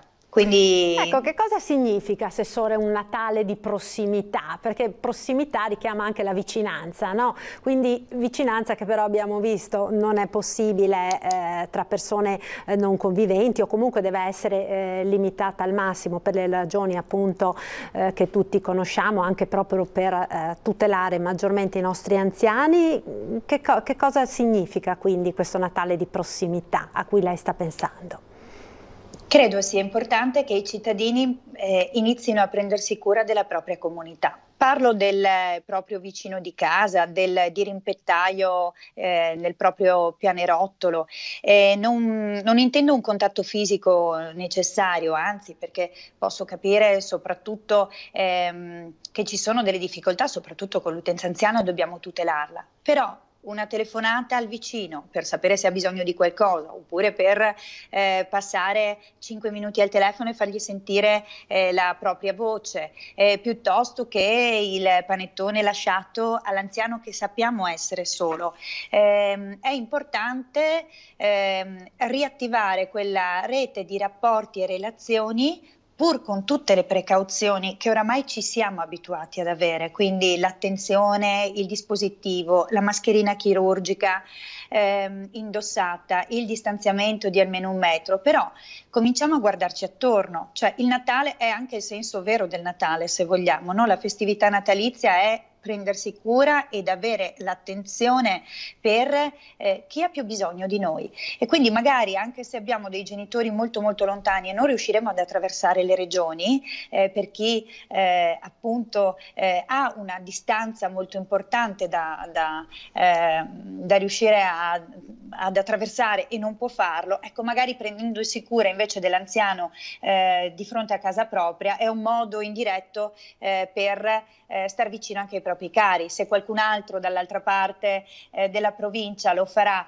con i propri genitori, è un modo per riallacciare quelli che erano i rapporti di buon vicinato che un tempo c'erano, ovviamente con tutte le precauzioni. Quindi cominciamo a ragionare in maniera positiva, cioè, e propositiva, pur sulle difficoltà che ci sono oggettive e non possiamo nascondercele, perché l'ente pubblico può arrivare il volontariato organizzato, però l'attenzione di un vicino che magari ci conosce o che incrociamo di sfuggita sulle scale e che è di prossimità non è come un operatore telefonico che non conosci e che sta magari a chilometri di distanza, quindi fa davvero la differenza. Sicuramente, quindi è molto importante questo appello, diciamo, che lei lancia, Assessore, a riscoprire quei rapporti anche di buon vicinato e comunque di attenzione nei confronti dell'altro che ci sta vicino, che in questo momento forse hanno un'importanza particolare e che vanno un po' anche a riscoprire quello che è il vero senso del Natale, poi, no? Al di là dei consumi, al di là dei regali e di quant'altro, no? Sì, io mi rendo conto che a volte è difficile e poi magari non ci appartiene, nel senso che tutti viviamo in una realtà molto dinamica, i vicini li incrociamo magari se c'è qualche problema da risolvere e qui invece dobbiamo fare un passo verso l'altro, no?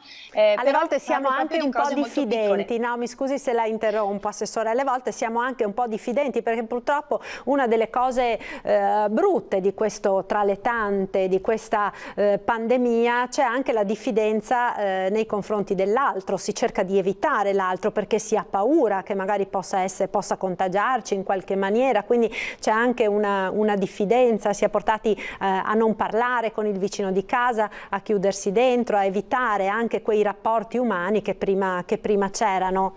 Un flash proprio perché tra 30 secondi dobbiamo andare in pubblicità. Sì, hai ragione tu, ma va vinta in maniera intelligente, quindi io credo che una telefonata sia, come dire, il minimo sindacale e preserva tutti. Laddove ad esempio c'è un condominio con un amministratore, perché non organizzare un'iniziativa organizzata, anche perché, cioè di contatto, anche grazie, per Assessore, evitare la devo interrompere perché siamo in pubblicità. Grazie mille. Allora, bellissima iniziativa per il Natale dei nostri nonni, pubblicità. Noi ci rivediamo tra poco. Un saluto all'assessore Tessarolo.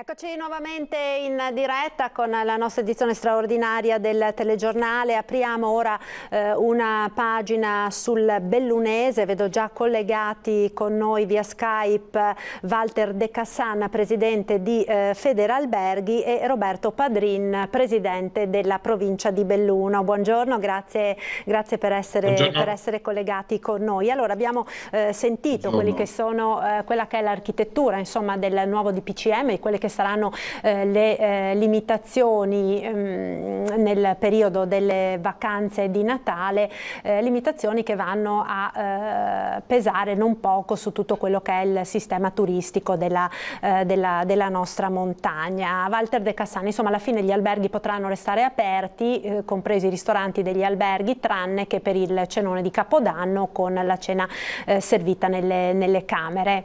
Ma diciamo, al di là di questo, voi come vedete, insomma, questa stagione natalizia 2020?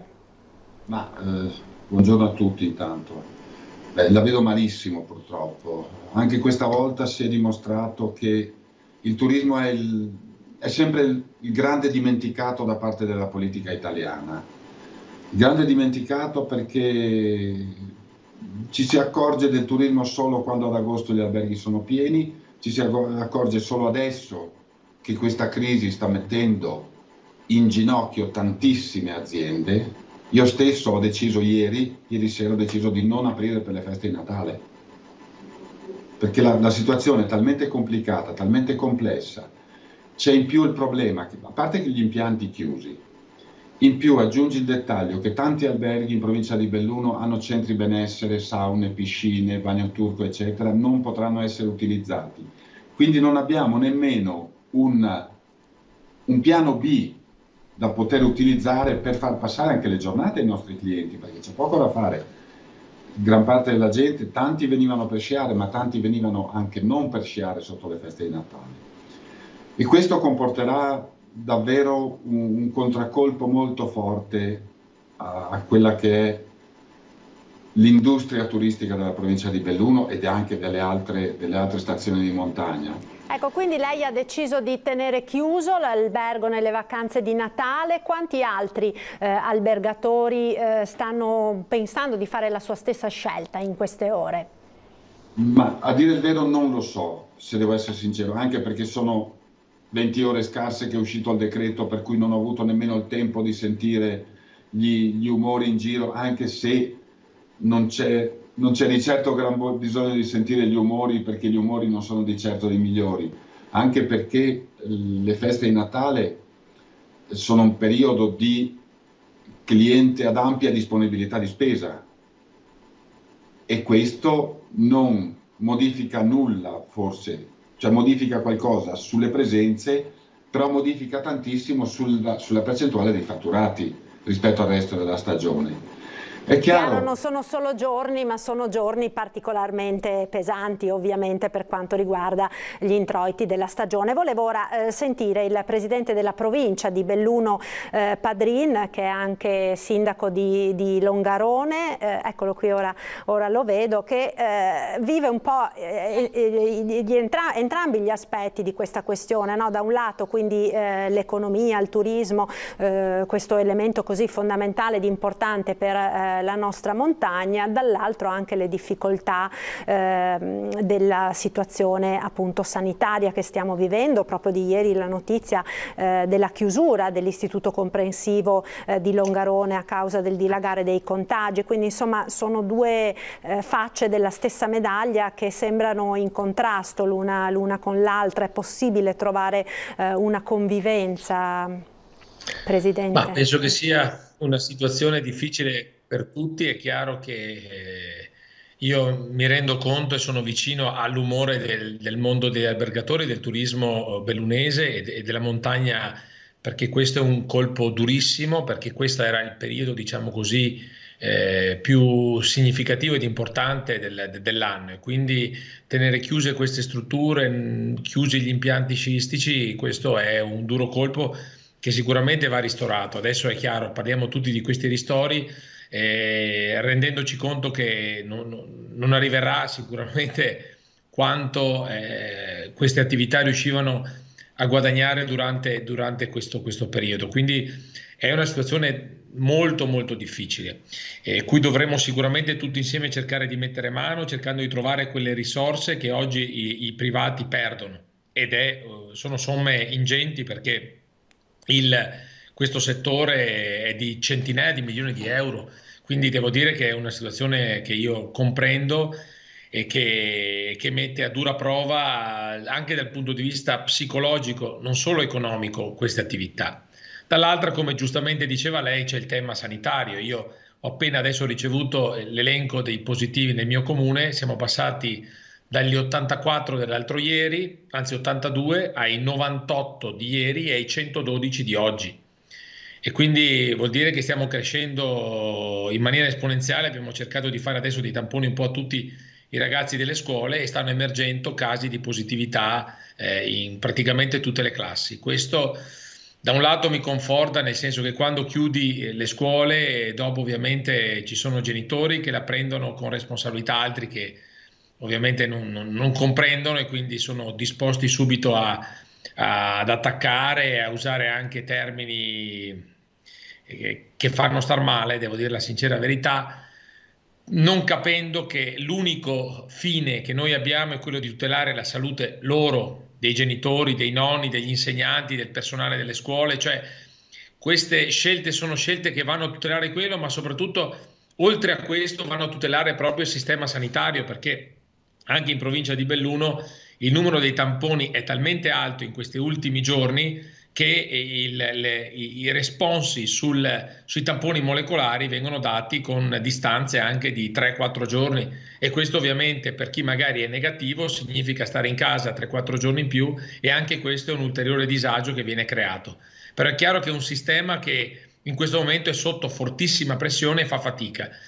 Quindi credetemi, è difficile anche esprimere dei giudizi, perché se di primo acchito il mio è di non comprensione nei confronti di questo nuovo DPCM del governo, dall'altro bisogna guardare anche l'altra faccia della medaglia e guardare un po' il tutto con il giusto equilibrio, perché credetemi è una situazione che mai si è verificata. Io sinceramente, se penso a marzo ed aprile, quando c'era il terrore, quando i numeri erano 10 volte più bassi di oggi ed eravamo tutti terrorizzati, pensate voi adesso, qua ci sono situazioni di persone che ogni giorno muoiono, ogni giorno vengono ricoverati in ospedale, vengono in terapia intensiva con tutte le età, perché mentre a marzo e aprile era abbastanza concentrato verso le persone più anziane, adesso ci sono ragazzi, giovani qua. Quindi è chiaro che dobbiamo trovare il giusto equilibrio tra la tutela della salute e ovviamente anche l'economia. Io dico un piccolo pensiero. Devo dire che grazie, secondo me, alla bontà delle nostre strutture sanitarie, la Regione Veneto è riuscita a mantenere il giallo, perché se non veniva e si guardava solamente al numero dei contagi, la nostra era una regione sicuramente da mettere nell'arancione, ma penso anche nel rosso, provincia di Belluno inclusa, perché è brutto da dire, ma siamo sicuramente tra le province che in rapporto al numero di abitanti ha tra i numeri più alti di contagiati. Certo, quindi sicuramente sono questi due aspetti molto difficili da contemperare l'uno con l'altro. Volevo intanto salutare, perché mi dicono dalla regia che si è collegato anche Gerardo Manaigo, albergatore di Cortina, titolare dell'Hotel della Posta appunto di Cortina, un po' l'emblema delle vacanze di Natale, non solo cinematografiche. Allora abbiamo la pubblicità fra 30 secondi, un flash solo, poi vi chiedo naturalmente di restare collegati, che ci rivediamo subito dopo. Manaigo, che Natale sarà a Cortina? Un flash. Buongiorno a tutti, grazie di avermi chiamato per testimoniare che sarà questo Natale un Natale particolare che andremo a ricordare, perché purtroppo con queste regole di ingaggio è molto difficile fare turismo. Poi io sono un ottimista e quindi guardo avanti, penso che ci sia adesso anche il vaccino, quindi è questione veramente di pochi mesi, e poi spero veramente che tutta questa vicenda del coronavirus la andremo a dimenticare rapidamente.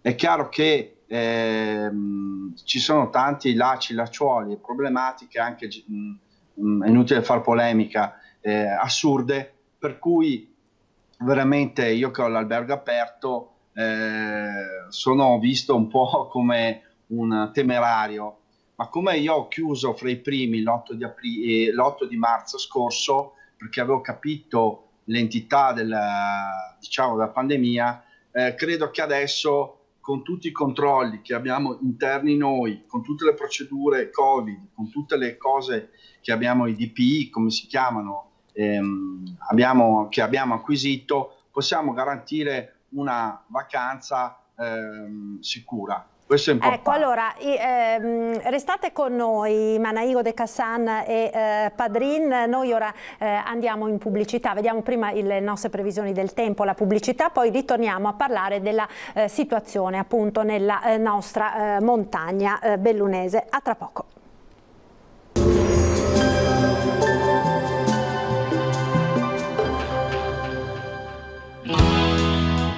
Il tuo dono può essere prezioso, pensaci. Benvenuti al meteo. Nuova fase di maltempo al nord-est per l'arrivo di una perturbazione dal nord Atlantico. Vediamo il dettaglio di venerdì 4 dicembre. Sul Veneto qualche pausa maggiormente asciutta al mattino, tempo progressivamente perturbato a partire dalla seconda parte della giornata, con cielo molto nuvoloso e con precipitazioni via via più diffuse, localmente anche moderate. Sulle zone montane e pedemontane limite della neve intorno ai 400-500 metri in successivo rialzo. Vento di scirocco a tratti anche forte. Vediamo anche le temperature minime tra 1 e 2 gradi, valori massimi invece in aumento compresi tra gli 8 e i 12 gradi. Ci spostiamo ora sul Friuli Venezia Giulia, anche qui vedete lo stesso scenario con molte nubi e con rovesci più diffusi e intensi entro pomeriggio sera, fenomeni anche forti durante la nottata. Temperature minime fino a 5 gradi, massime sui 10-13 gradi. Infine uno sguardo alla situazione del Trentino Alto Adige, giornata perturbata anche qui con piogge un po' dappertutto, vedete anche intense, deboli nevicate sulle Alpi. Temperature minime intorno allo 0, meno 3 gradi, massime invece fino ai 5 gradi. Dal meteo di Antena 3 per ora è tutto, grazie per l'attenzione e arrivederci al prossimo aggiornamento.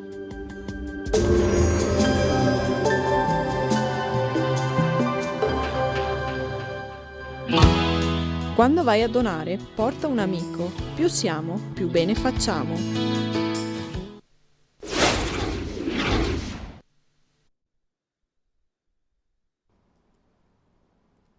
Eccoci, allora siamo nuovamente in diretta con la nostra edizione del telegiornale, con questo focus sulla montagna bellunese. Saluto appunto ancora i miei ospiti, Walter De Cassan, presidente di Federalberghi, Gerardo Manaigo, albergatore, Roberto Padrin, presidente della provincia di Belluno. Un giro molto veloce perché abbiamo tempi davvero ristretti quest'oggi. Manaigo, per concludere quindi quanto stavamo dicendo prima della la pubblicità. Lei dice io sono un ottimista, ma sentivamo prima da Walter De Cassan che diversi albergatori del Bellunese stanno prendendo la decisione di non aprire nemmeno a queste condizioni durante le vacanze di Natale.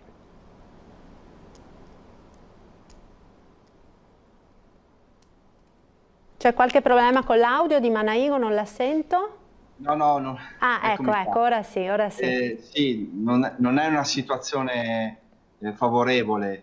Dobbiamo quest'anno veramente fare degli sforzi per aprire le nostre attività sapendo già di essere in perdita, e questo non fa piacere a nessuno. Però si tratta anche di dare un servizio a Cortina e alla comunità, perché anche abbiamo dei doveri, secondo me, come imprenditori e in prima linea, e anche dare un segno di ottimismo, come continuo a dire. È ovvio che ci rifaremo poi a gennaio, febbraio, marzo, e faremo una Pasqua fantastica. Dai, dobbiamo pensare così, pensiamo in maniera ottimistica, okay? Meglio dire così. Speriamo tutti, naturalmente incrociamo le dita che la situazione possa migliorare. De Cassan, non la vedo più, De Cassan è collegato? Sì, ci sono. Sì, ecco, non la vedevo, quindi lei è un po' meno ottimista, no? Mi pare di avere intuito che tende a vedere più il bicchiere mezzo vuoto. È fino a un certo punto questione di ottimismo, di pessimismo. È chiaro che forse questa mezza chiusura delle feste di Natale ci permetterà il proseguo della stagione, come giustamente ha detto il collega Gerardo prima, di vivere meglio quelli che saranno i mesi di gennaio, febbraio e marzo e anche aprile, in modo che magari si possa in questo momento scongiurare la cosiddetta terza ondata. Mi associo anche a quanto ha detto l'amico Roberto Padrin, presidente della provincia prima, che effettivamente la salute viene prima di tutto. Quindi gli alberghi, come avevamo detto, erano pronti, come lo sono stati pronti per l'estate, per aprire per la stagione estiva, però a questo punto si dovrà parlare in seguito di ristori, di tassazione, dovremo rivedere tutte quelle che saranno le condizioni, chiamiamole condizioni economiche tra le imprese e lo Stato. Certo, insomma lei dice noi siamo disposti a fare questi ulteriori sacrifici perché ovviamente la salute viene prima di tutto, però dobbiamo in qualche maniera essere ristorati, no? Perché avete anche del personale, ci sono tante persone che dipendono da questo, non è soltanto il titolare dell'albergo, no? Ovviamente è tutta un'economia che gira attorno a quello che è il sistema turistico invernale. Esattamente, perché c'è proprio il problema di quante famiglie rimarranno senza lavoro, perché come dice lei giustamente, sì, ci siamo noi titolari, ma ci sono anche i nostri dipendenti che sono i primi che dovranno essere tutelati in caso di mancato lavoro. Noi speriamo il 7 gennaio di poter assumere anche dipendenti in più se la stagione dovesse migliorare, anche se purtroppo non ho grosse speranze, perché il problema è che in quest'inverno mancheranno gran parte degli stranieri.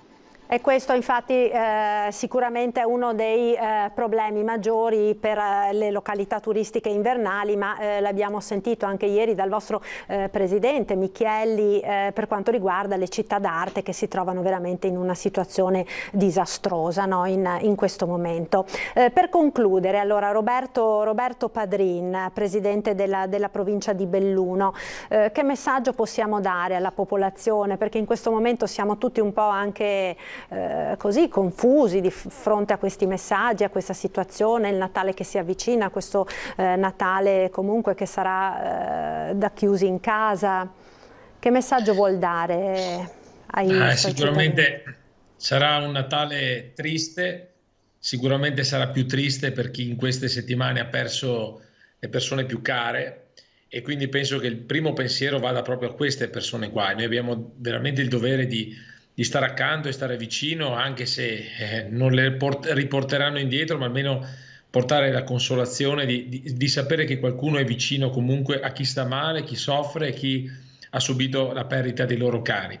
Ma sentendo Walter mi è venuto anche un po' di tenerezza per capire queste persone, questi nostri imprenditori veramente sono l'orgoglio del nostro territorio, perché comunque sia, nonostante il danno che subiranno e quella passione di svolgere la propria attività che viene sopita da queste nuove norme, hanno comunque e anche da Manaigo la forza di dire di trovare quell'ottimismo nel rispettarle e nel guardare avanti, sperando e auspicando che da gennaio le cose possano migliorare. Io lo dico da diverse settimane che se riusciamo a comportarci in maniera responsabile adesso riusciremo a salvare il Natale e anche il resto della stagione. Purtroppo non ce l'abbiamo fatta perché questo virus non cessa veramente di andarsene. Io mi auguro veramente, auspico che lo sforzo grande del governo sia proprio quello di garantire al più presto possibile il vaccino un po' per tutta la nostra popolazione, perché quello potrebbe essere proprio il modo per ripartire proprio a 360 gradi. Certo, perché, ci vorrà comunque del tempo, no? Quindi insomma l'importante è anche cercare di scongiurare la terza ondata. Dei nostri imprenditori è grande, sono convinto che ritorneremo più forti di prima. Senz'altro, allora io la ringrazio, grazie al Presidente della provincia di Belluno Padrin, grazie a Gerardo Manaigo e grazie a Walter De Cassan per questo focus appunto sul bellunese. Naturalmente buon lavoro, un saluto, noi ora ci fermiamo per qualche istante di pubblicità, a tra poco.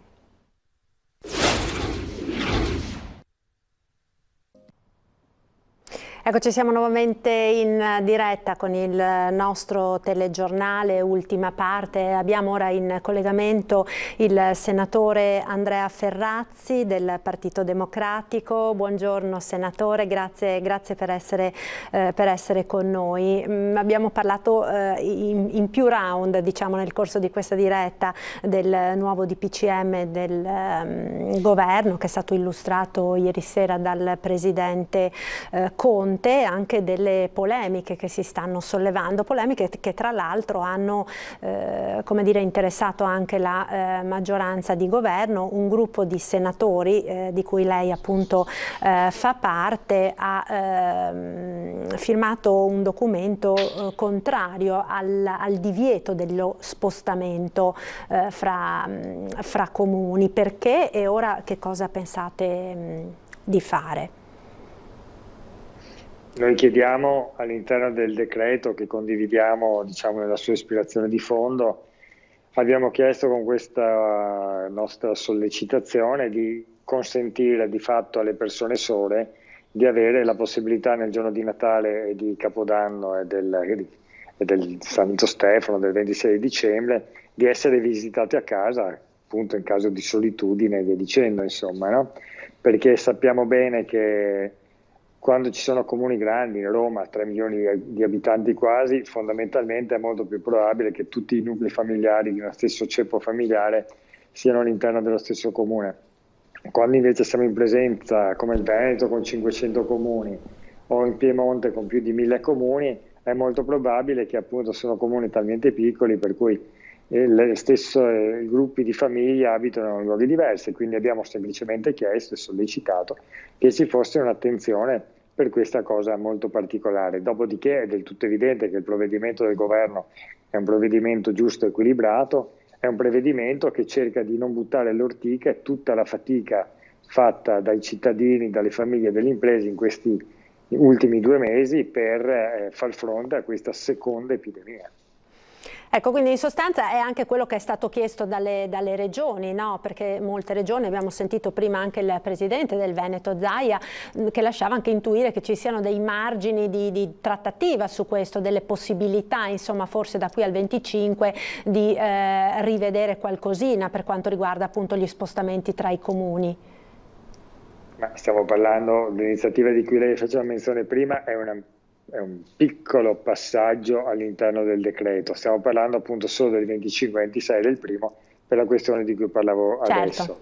Per quanto riguarda invece il movimento tra tutti, al di fuori dei comuni, sarà, diciamo, fatto possibile, perché come lei sa, con ogni probabilità, se i dati continueranno ad essere questi nel trend, per le vacanze di Natale può essere probabile, diciamo a questo punto, se non facciamo sciocchezze come singoli cittadini, che tutte le regioni diventino zone gialle. Bene, nelle zone gialle, come lei sa, noi siamo in Veneto, si può già muoversi tra comuni e comune e quindi questo problema non si porrà assolutamente. Sì, era ovviamente limitato ai giorni festivi, quello di cui stavamo, alle grandi festività, insomma, di Natale, Santo Stefano e del primo dell'anno, no? Sì, dopodiché è anche vero che dobbiamo stare anche molto attenti, perché proprio ieri, nella giornata di ieri, abbiamo avuto 1000 morti in Italia. Non è che possiamo scherzare con questo secondo rigurgito, chiamiamolo così, del virus, di questa pandemia che ci sta assolutamente devastando, perché 1000 morti al giorno sono un'apocalisse e la realtà in Veneto, noi siamo zona gialla, ma se lei legge i dati per esempio del CUNEASL o in mente quella 3 dell'area del Veneto orientale, in provincia di Venezia non sono per nulla rassicuranti, anzi, e c'è un contagio che si sta sviluppando. Abbiamo appena sentito anche quelli rapida. della provincia di Belluno che sono particolarmente allarmanti. Insomma, a Treviso, notizia di oggi, un trevigiano ogni 29 risulta positivo al Covid, quindi insomma il virus purtroppo sta circolando e ancora moltissimo nel nostro territorio. E quindi ci vuole l'estrema prudenza. Dobbiamo assolutamente far fronte. Ho sentito peraltro anche adesso le giuste considerazioni del presidente della provincia di Belluno, che sprona il governo a chiudere in maniera più veloce possibile la questione dei vaccini, ed è esattamente quello che si dovrà fare. Il 29 di dicembre l'EMA, l'ente diciamo per la sanità europea, darà il proprio parere sul uno dei vaccini che è il Pfizer. Il 12 di gennaio farà lo stesso per il vaccino Moderna. Proprio ieri l'Unione Europea ha deciso di ridurre al massimo i tempi di, come dire, approvazione post-EMA. Quindi vuol dire che in 3 giorni l'Unione Europea dovrà dare il proprio ok e ha dato 24 ore di tempo ai singoli governi per dare questa grande opportunità di vaccinazione nel nostro paese, il che significa che se tutto va bene, e speriamo proprio vada bene, a partire dalla seconda metà di gennaio sarà possibile nel nostro paese iniziare una vera campagna di vaccinazione. E sicuramente questo è uno degli elementi sul quale tutti noi insomma confidiamo, perché è l'unica strada per uscire da questo incubo, per uscire da questa situazione. È chiaro che però insomma il cammino da fare purtroppo è ancora lungo. Sì, non è l'unica, è certamente la via principale, perché è quella che permette, come dire, l'immunità di gregge, appunto attraverso la vaccinazione di massa, che non è obbligatoria, ma è assolutamente, come dire, è consigliata. Contemporaneamente noi non dobbiamo assolutamente diminuire, abbassare la guardia, perché si deve continuare con tutte quelle, diciamo, operazioni che sono state messe in campo per evitare che questo vaccino decolli, che questo virus si trasformi in una pandemia ben peggiore di quella che già è.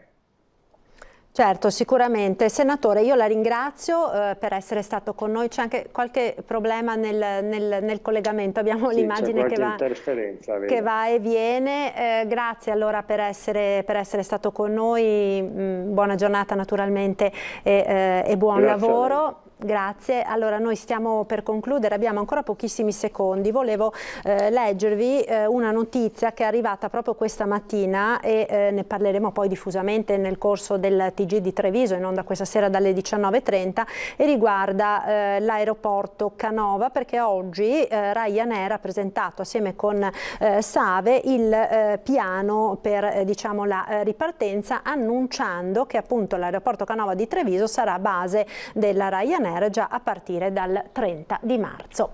Ed è tutta questa edizione, grazie per essere stati con noi. Arrivederci.